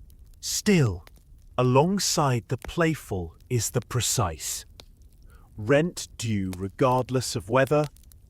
Coal deliveries who do not accept smiles as legal tender. And your own wholesale bills folded into a separate book that lives under a weight so it cannot rustle loudly at the wrong moment. You calculate your week with a calm that sometimes feels like a coin on edge. You need so many shillings clear to meet your Friday obligations. A little extra because the soap maker's price went up. A little cushion because life hurls pebbles. Historians still wonder whether women like you, who tally, price, and extend credit, yet so often are not the name over the door, controlled more of the local economy than the paperwork shows. Diaries hint at it, the ledger suggests it, the town lives it, and the debate is a pleasant hum you don't mind having, as long as the column adds up and the bacon pays for its own hook. Two light jokes pop up as you sharpen your pencil with a knife that could, frankly, apply for a job as a chisel. First, that your ledger is a jealous spouse and gets sulky when you smile too long at the oranges. And second, that your pencil crumbs are trying to unionize into a new form of currency. They've held meetings, you can tell, because they congregate near the till as if hoping to be mistaken for respectable coins.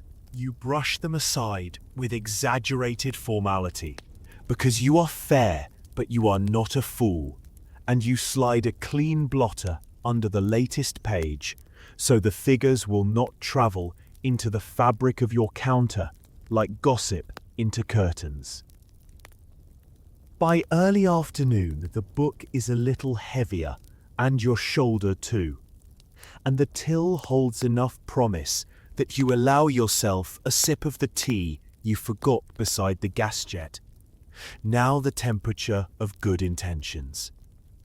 You review the day's ticks and decide which ones need a word spoken gently at the door on your way home, which can rest until Friday, and which are better left without commentary, because pride is delicate, and you would rather be owed coin than apologies. Then the bell rings again. Of course it does, and you put the pencil down like a sleeping infant and turn. Hands ready, smile tucked into place, the ledger's murmured numbers folding themselves into a calm hum at the back of your brain, while you step into the next sale with the ease of a person who can carry sums and sugar at the same time without dropping either. You tilt the ledger shut, tuck your pencil in its roost behind your ear, and turn to the great stage at the street, your window, where neatness becomes persuasion and chalk has delusions of grandeur. You lift the damp cloth and wipe a crescent on the glass until it squeaks, a sound like two mice arguing in falsetto. And in that clean arc, the morning sharpens as if it's obliged to meet your standards. The oranges want the front row, obviously, little sons with a talent for applause, but the biscuits in their splendid tin lobby for space with aristocratic self-assurance. And the candles make a case for symmetry. You are ringmaster and dramaturg, arranging a scene that encourages a passerby to become a customer by turning interest into appetite. The chalkboard waits with the hero's patience, and you chalk brave numerals beside tea, sugar, and soap, your hand finding that particular rhythm of confident honesty. Not so large they look like shouting, not so small they suggest shyness.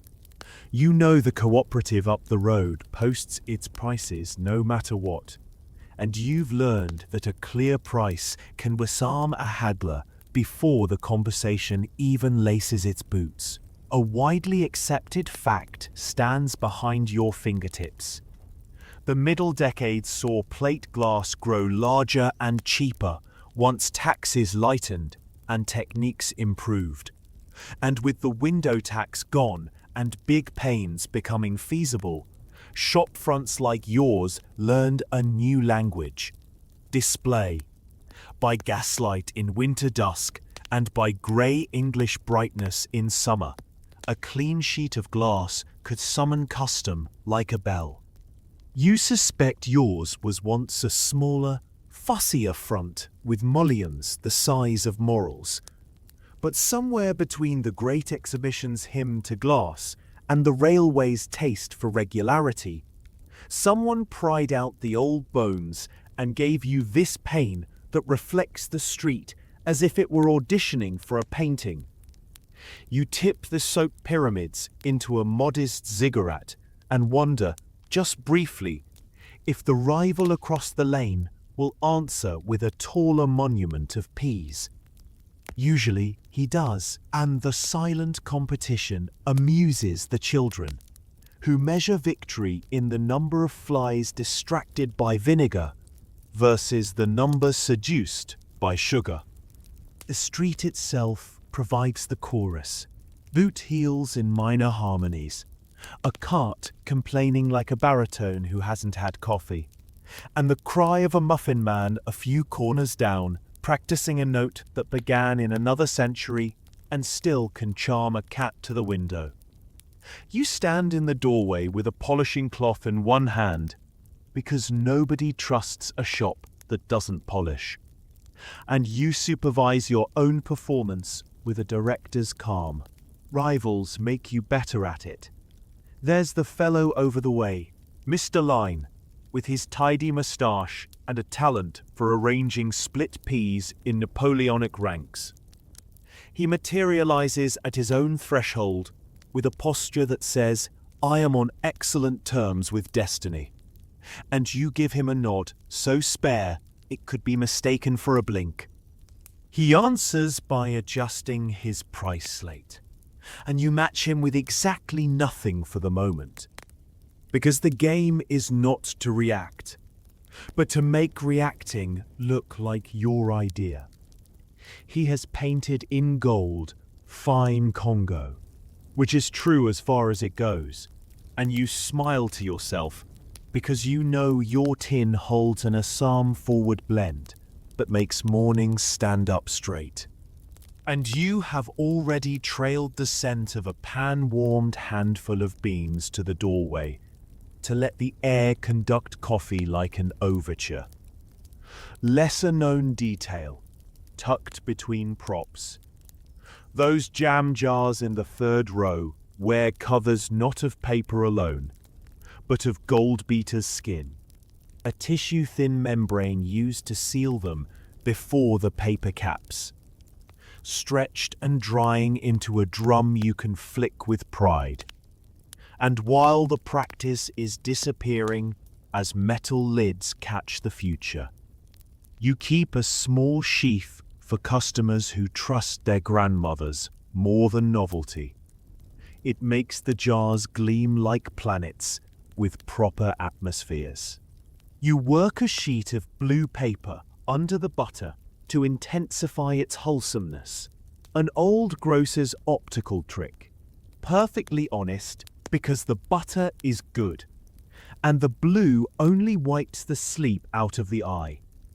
You angle the candles so their wicks gesture toward the evening ahead. You tilt the sardine tins until their lithograph labels flirt with curiosity in passing hats.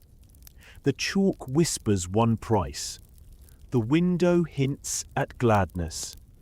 And the bell above the door practices a modest cough, as if it knows its next entrance will be splendid. You step onto the pavement and look at your glass from the angle of a passerby, because you've learned the peculiar law that things arranged indoors obey their own geometry outdoors. An orange that is bold from inside can appear shy from the street, and a jar that smiled a minute ago can suddenly look like it's holding its breath.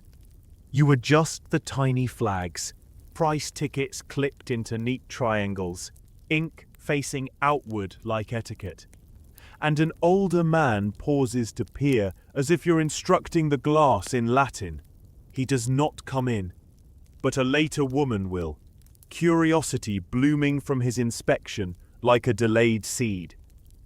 Street theatrics are not just display. They are also the art of inhabiting the doorway with the right measure of attention, present enough to look helpful, absent enough to let people feel unobserved, friendly enough to invite questions without letting your grin look like a net. And you are getting good at it. Mr. Line abandons his peas and performs his own doorway lean, the kind that suggests he is so busy he has time to chat. A boy with his cap backwards approaches his window, breath fogging the glass, and the child's mother swoops out of nowhere to tap the cat forward and scold with maternal poetry. You look away, not out of disinterest, but out of courtesy to small, domestic theatre. Historians still wonder if fixed, ticketed pricing killed the art of haggling in shops like yours, or merely softened it into a form of manners. Memoirists say one thing, ledgers another, and you live in the middle. Chalk on display says we are adults here, but an eyebrow, properly raised, can still find you an extra penny of mercy when a box has bruises or a barrel has been parsimonious with its syrup. You chalk a modest cut on the biscuits because a tin arrived a little short on the imperial, and you believe in not charging the full price for a shy promise. The chalk squeaks a flourish that pretends at theatre, and a woman passing with an umbrella, no rain, just preparedness, leans in to read, then comes in to buy too, which tells you she wanted them anyway and was waiting for a moral nudge. You bring the oranges forward by one row, turn the blue underbutter by an angle so it softly beams rather than shouts, and push the flasks of vinegar back a smidge so the light doesn't make them look like mischief in bottles. You are, to your own surprise, enjoying this, the feeling that you can tune a street with glass and chalk and the occasional laugh. Mr. Line's nephew, a boy with a future in mischief, if not in trade, drifts over and admires your candle display with a seriousness that might be a joke. You thank him with the gravity it deserves, because to appreciate candles at midday is to possess a soul that values context. And he shuffles back to report, probably inventing your praise as he goes. There's a small joke in the offing when a gust swings the door to show your bell its reflection, and the bell pretends to be shy, tilting its yoke as if it doesn't recognize itself, despite having rung about 12 times an hour since dawn. You pat it, because you are the sort of person who comforts hardware. From time to time, the street acquires a soundtrack. A barrel organ pipes from 2 doors down, and you mutter a soft apology to your oranges for being out-charmed. A seller of matches and rests of lavender calls at intervals, and you give him a nod, because there are economies of survival that loiter at the lip of your trade, but cannot cross the threshold. And on a contrary day, a bill sticker tries to paste a lurid advertisement for a melodrama onto the brick between your shop and Mr. Line's, only to be shooed by a constable who quotes a bylaw about walls not being democratic. You resist the urge to clap. Your window, after all, is the only billboard you're allowed, and it earns its scrub. You make your own small handbills for holidays, neat as schoolwork, and tape one to the inside of the glass about new tea just in. Knowing a handbill inside reads like a whisper, while one outside can look like shouting. Considering all this polish, a widely accepted truth slides in dressed as evening. Gas jets along the shop front will warm the glass into a minor lighthouse when the sun sulks off. And you've learned to trim the light so it flatters without turning the window into a muddy mirror. You love that dependable flame, the civilized sibling of fire, and somewhere in the back of your mind, you see winter evenings with faces brightening as they pass. And you are glad that display now can work its second magic later. The rival across the way makes his move. He adds a chalked flourish to his sugar price that pretends to be a fencer's salute, and places a blue packet on a plinth, as if it were a small opera singer about to make an entrance. You do not answer, because the better answer is to lean into the door and ask Mrs. Avery, passing, how her spirits are, by which you mean the peaches and also her afternoon, and to laugh softly at her reply, which includes a report on a neighbor's parlor wallpaper so thorough you feel your eyes develop the pattern. Meantime, your own halfpenny adjustments have achieved the desired effect. A clerk from the station slows, consults your tea price with an academic frown, then nips across to consult Mr. Limes with equal curiosity. You keep your body still and your expression blank as sky, and the clerk returns to you because your chalk equals his arithmetic, and because your oranges smell like someplace else. Historians still wonder about the gender drama of streets like this, in particular, whether women's shopping strolls, the so-called parade, transformed the high street into a theatre of seeing and being seen.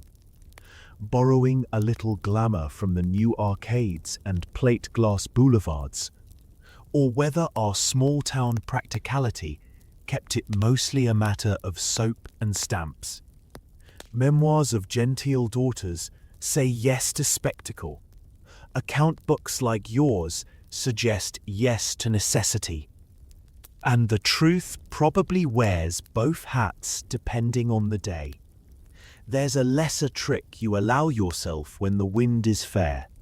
A handful of coffee beans warmed on the pan and set near the open door, so the scent runs a few feet into the street and returns with a customer attached. You do it now, supple, a breath rather than a broadcast, and you watch the way heads turn, as if greeted by a memory of breakfast. Mr. Lime does not roast. He is a man of legumes and respectable tinned fish, and he cannot answer the aroma without straying into your lane. He will, later, counter by having his assistant sweep the step with an air that implies the cleanliest floors grow under his feet unbidden. And you will in turn decide that sweeping is a compliment worth returning. And somewhere in that pantomime, the town is persuaded that both of you deserve to exist. The prices today are mercifully stable. You keep your chalk light to avoid scribbled palimpsest numbers that make a window look like an anxious schoolboy's slate.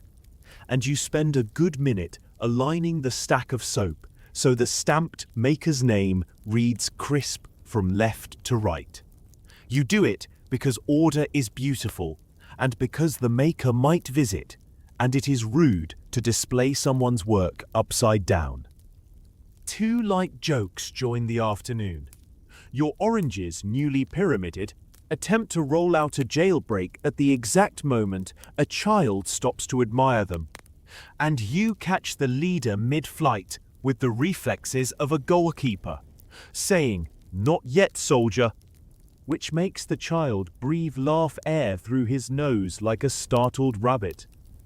And you discover your chalk nub has been hiding behind your ear in league with the pencil, meaning you've spent 10 minutes wearing double plumage like a clerkly bird.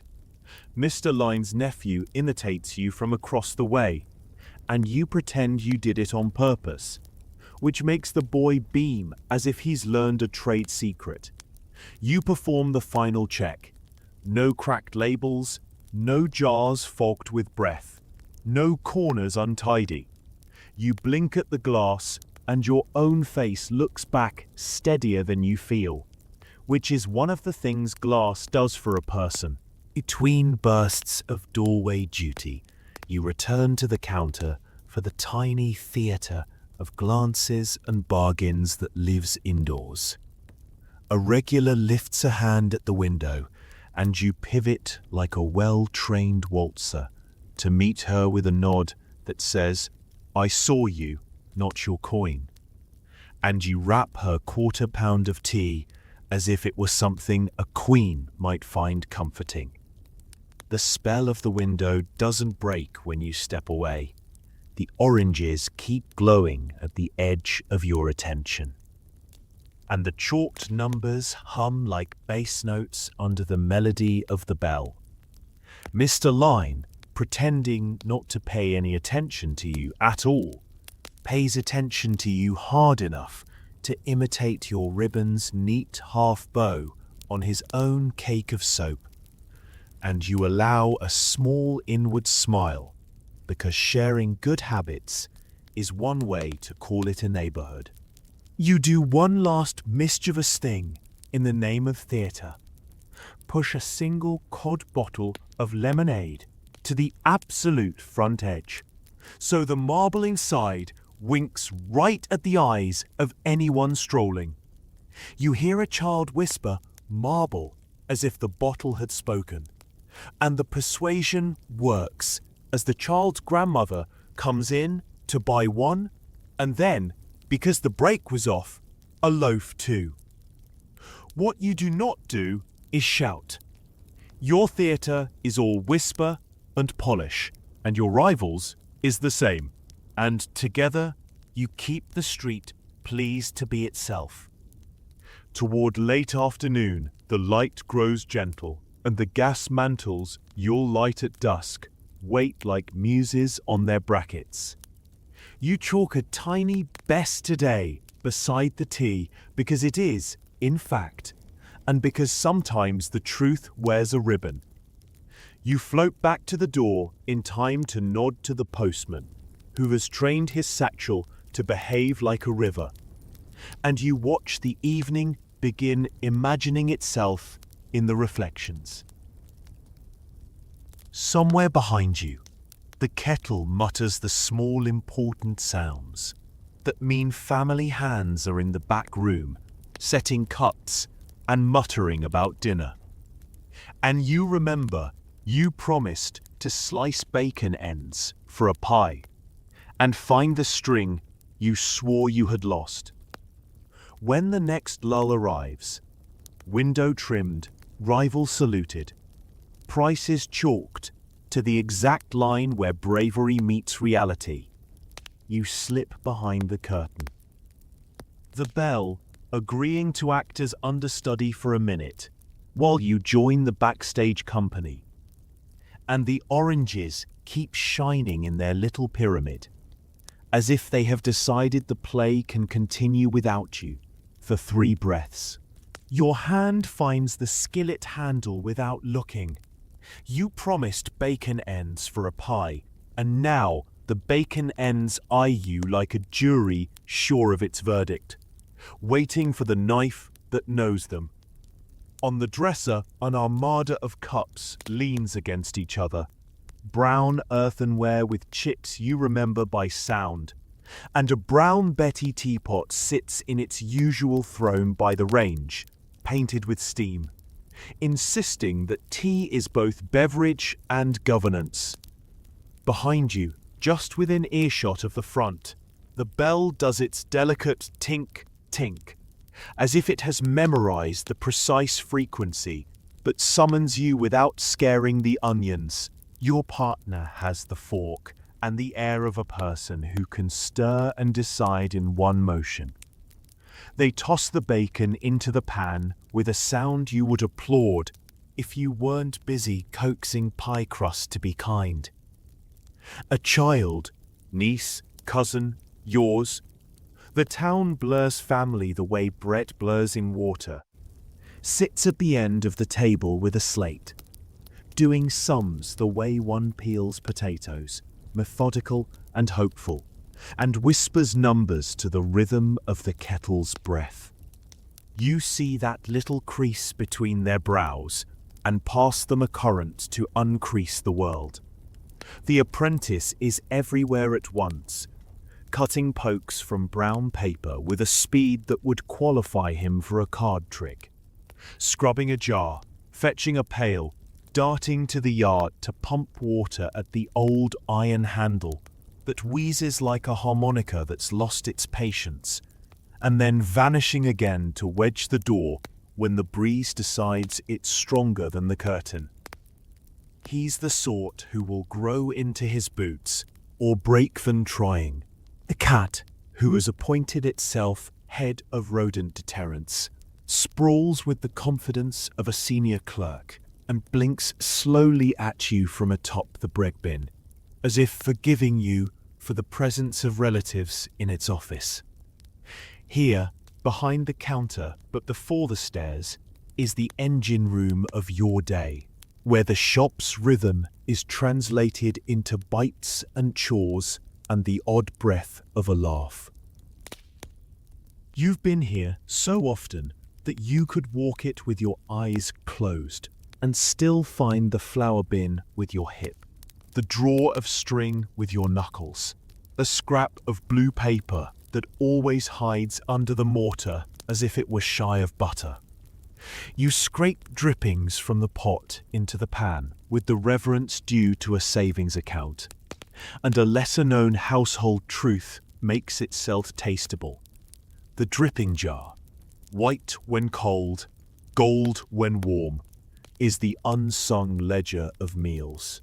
You have a pudding cloth floured and waiting, knotted at the four corners like a sailor's hanky, and your fingers do the old familiar fold that tells the pie this is not its first voyage. A widely accepted fact curls up on the bench beside the teapot and stretches. Small Victorian shops almost always live with their people. The household sleeps above and works behind. Family labour doing much of the lifting. Women's hands on ledgers and knives and babies and brooms. Children becoming errand runners before they've quite surrendered their favourite marbles. Apprentices boarding in cramped rooms under the eaves and learning a trade in the hours left over from errands. The business is not a place you go. It's the place you are. You can feel the whole history of this arrangement in the worn step where kitchen meets corridor. A groove cut by years of bodies carrying plates and parcels and news. Monday is washing day in every soul's bones, whether or not you have the leisure to indulge it. The copper boiler in the corner, blackened and dignified, waits for the next time you fill it with water and soap shavings to make the yard smell like the kind of honesty you can stack in a linen press. The Mangles wooden barrels stand with their own grim optimism. They will flatten your shirt sleeves unless you bribe them with a pinch of patience, and even then they like to keep a souvenir thread. Your apprentice swans back in with a roll of gum paper and a guilty look you recognize as borrowed a marble from a lemonade bottle in self-defense against boredom. And you give him the eyebrow that says return it, or I will remember this 5 years from now when you want a reference. He nods, puzzled by the concept of time, and applies himself to cutting jam papers with a teacup used as a template. Perfect circles laid out like a penny moonscape. You show him how to flick the saucer with his nail to keep the paper from clinging, and he is impressed, even though this is basic wizardry. On the wall next to the clock, which is either fast or the rest of the world is slow, the almanac moons tell your plants when to consider sprouting and your knee when to complain. Someone has pricked a pin through Friday, which you have decided to interpret as either optimism or a domestic coup. The bell tinks, and the apprentice starts because he likes to beat you to the door and announce arrivals like a town crier in miniature. You keep spooning onions into the pie tin with the efficiency of a person who could run a railway if the railway respected pastry. Aside from the kettle, which whispers that it is in charge and always has been, the back room's loudest word is together, and it shows itself in the choreography of family, apprentice, and lunch. Your partner turns the pie onto a plate with a confidence that makes you respect gravity's better moments. The child counts to teach the numbers manners. The apprentice returns wind-blown, a customer happy, and you all eat standing for the first few bites because sitting is a luxury that demands paperwork you haven't filled out. The talk, when it happens, is the talk of people who work with their hands. Nothing and everything. You pass the salt and debate whether the railway whistle sounded brighter today, which is how you all admit you are tired. You gossip gently about the rival's new window arrangement, which is how you admit you are careful. You update the family on whose tick is healthy, and whose tick brings out the softest parts of your heart and your caution. And you exchange the kind of details that keep the day warmed from the inside, like Mrs. Avery's peaches declaring themselves improved by nudging the syrup's conscience. The child writes "Kettles sings" on their slate, which is so accurate you consider hiring them as a critic. And all the while, your bell signals from the world outside when to fold your napkin and go back to being the shop's hands. A folded letter sits by the teapot, a stamp smudged but proud, and the address says it has come far enough to be interesting. The penny post still feels like a marvel, letters arriving faster and more often than your grandfather would have believed. And you read while the pie thinks about settling. It's from your sister, who reports that the draper in her town has started early closing at 8 on Wednesdays, which causes you to snort tea through your nose, because 8 is a time of night that belongs to dreams in your world, not to the closing of doors. You are fond of the early closing movement in theory, and have sent it 1 or 2 polite claps. But in practice, you suspect their clock is made by a kinder species. You tuck the letter by the mantelpiece tile with the bird painted on it, because the bird has a good memory. Take this down to the cat's meat man, your partner says, handing the apprentice a farthing and a saucer. He brightens like a lamp, because there is nothing more exciting than being allowed to buy something whose name sounds faintly illegal. It's a lesser-known fragment of the city's diet. Men with baskets on rounds, selling little skewers of boiled horseflesh for cats and dogs, a penny or a halfpenny. Tiny portions strum like red bunting. The cat sits up with sudden pious interest, as if she has always been a paying customer and would like a receipt this time. The apprentice vanishes, returns, presents the saucer like a herald, And worship is conducted on the hearthrug, while you all pretend not to notice that you have just held a prayer service for efficiency disguised as affection. Up the narrow stairs, beyond this bustle, are rooms that believe they are larger than they are. A bedroom where the roof becomes an opinion. A cupboard with delusions of grandeur that holds the apprentice's chest. The box with his treasures, 2 marbles, a stamp, a feather, a suspicion that the world might be kind. And your sewing things, needles, thread, a thimble that fits your finger like a promise. A pincushion shaped like a tomato that has never seen a salad. Mending is both penalty and privilege. You sit by the window when there's light and make cuffs behave and hemlines tell the truth. And every stitch is a small decision about thrift, calling itself patience. A widely accepted fact strays into the doorway and clears its throat.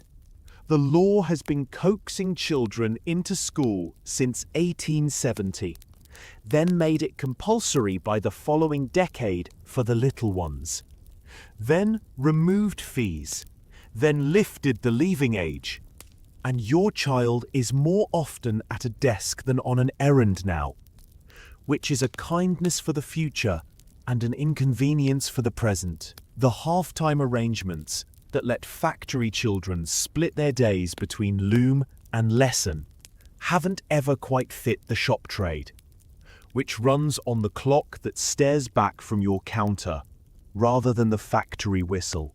Historians still wonder how fully the census saw women like you, who spend the day between butter and arithmetic.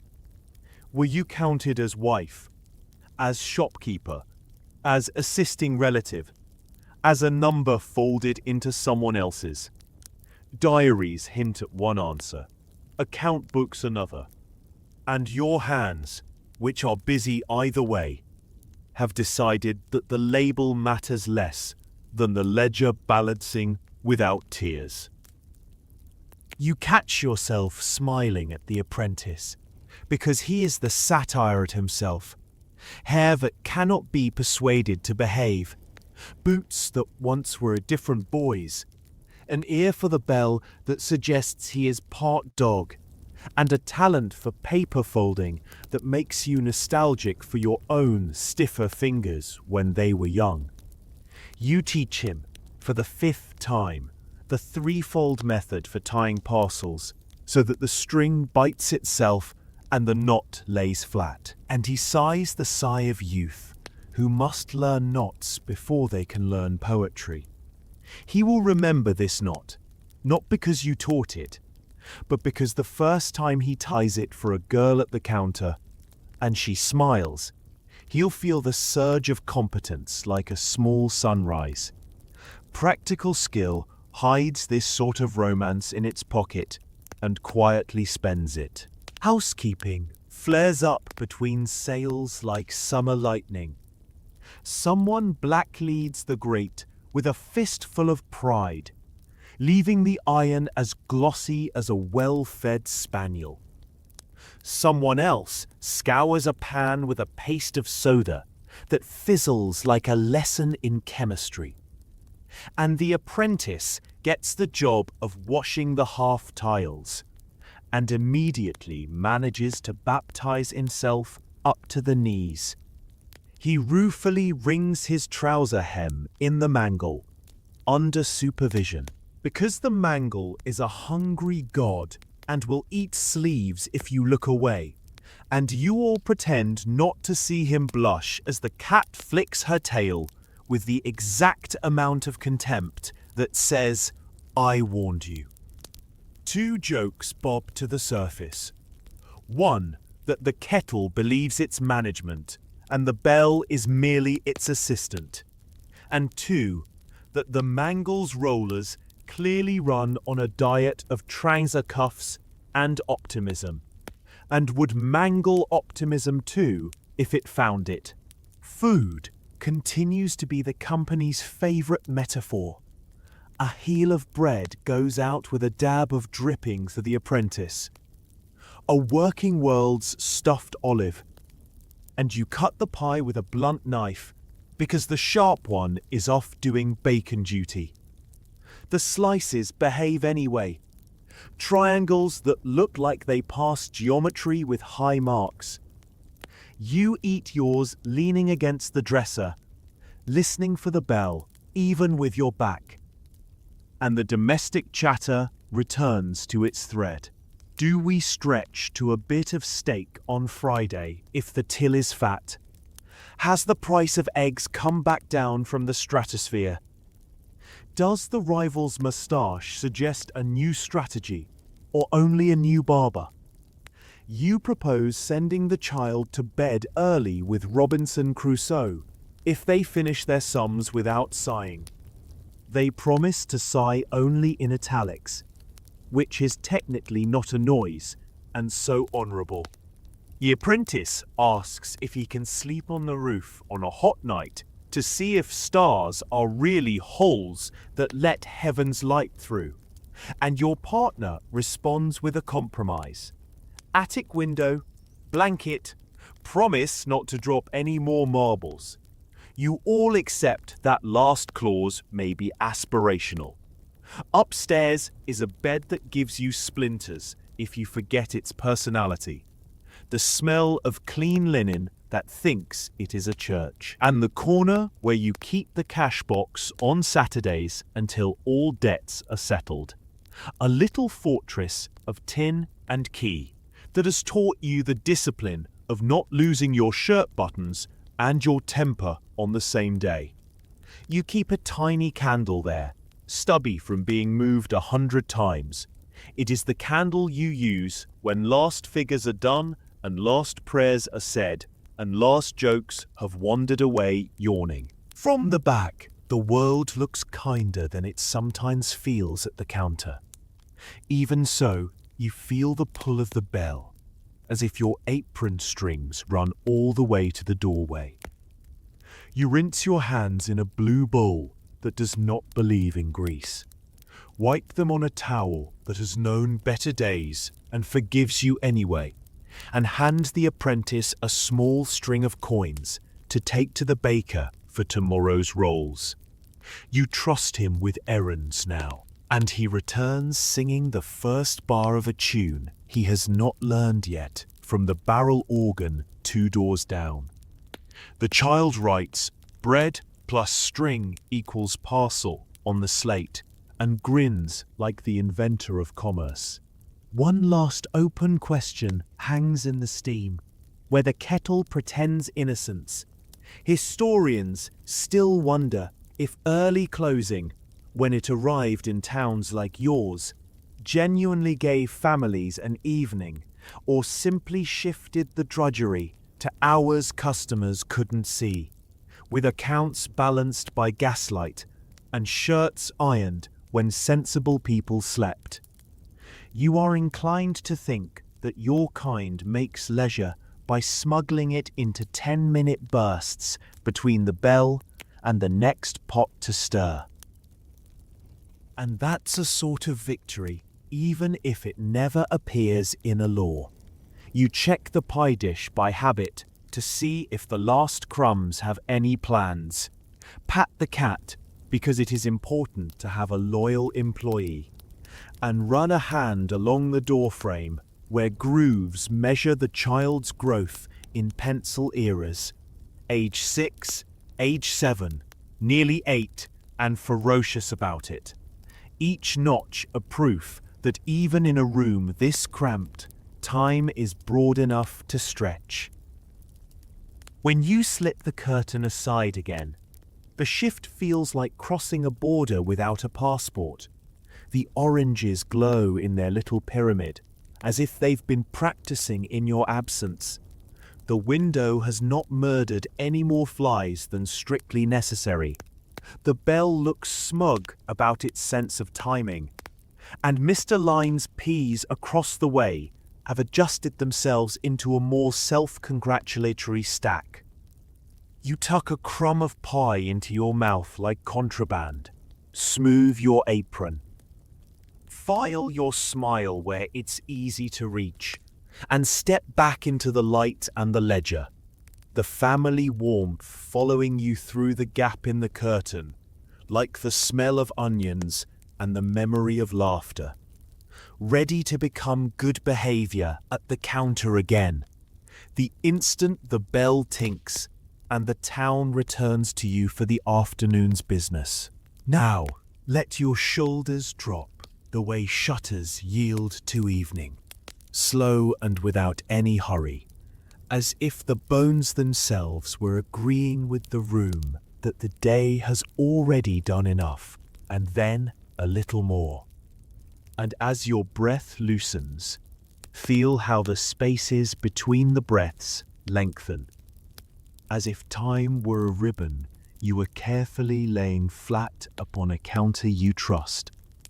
Your eyes can soften the way gaslight softens when you turn it down to its gentlest glow.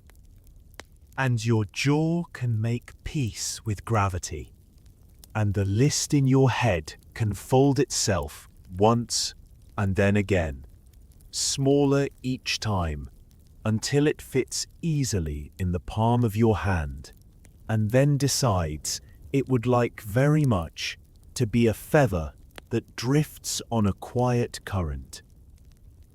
Think of warm wood under fingertips, of brass that has learned your name and lets the needle fall to balance without argument, of paper that loves to rustle only when asked, of strings that tie true and then go quiet, of the sweet, calm noise a door makes when it closes in the exact right way, and the bar slides into its pocket and the lock sighs. And then think of steps that remember every person who ever trusted them to lead to a bed. And how the sheets whisper a welcome you do not need. If anything knocks on your mind, let it be small, friendly sounds. The cat settling, a far bell slipping through the night like a polite star, a carrier's horse in some other street, demonstrating that sleep is allowed to have hooves, the crisp, miniature applause of a candle being pinched out, and deciding without resentment to become darkness. And if you feel a draft, let it be the kind that smells faintly of clean linen and cooled tea, a domestic weather that belongs to rooms that love you. You are safe in your little shop of thoughts. The shutters are kind. The scales are sleeping. The bell knows to wait until morning. And your breath can match the slow, even rise and fall of a calm tide. In for 4. Rest for a moment. Out for 4. Rest again. Easy, easy. A rhythm you could continue without noticing until it gently escorts you out past the edge of wakefulness. See the room in the grey-blue that happens just before dawn. The glass a dim lake, the oranges tiny moons. The ledger a closed book that promises nothing but good behavior. And you, the person who knows where every item lives and how every knot prefers to be tied, finally stepping away from tending the shelves of the world and toward a wide, soft field where nothing at all is required of you. Walk there, if you like, through a lane of sleeping houses, over stones that do not roll, beside a fence that needs no mending, under a sky that keeps all its stars, and lie down in the grass that greets you by name, and let the earth do the holding, and the night do the keeping, and the breath do the telling, until all that is left to do is nothing at all.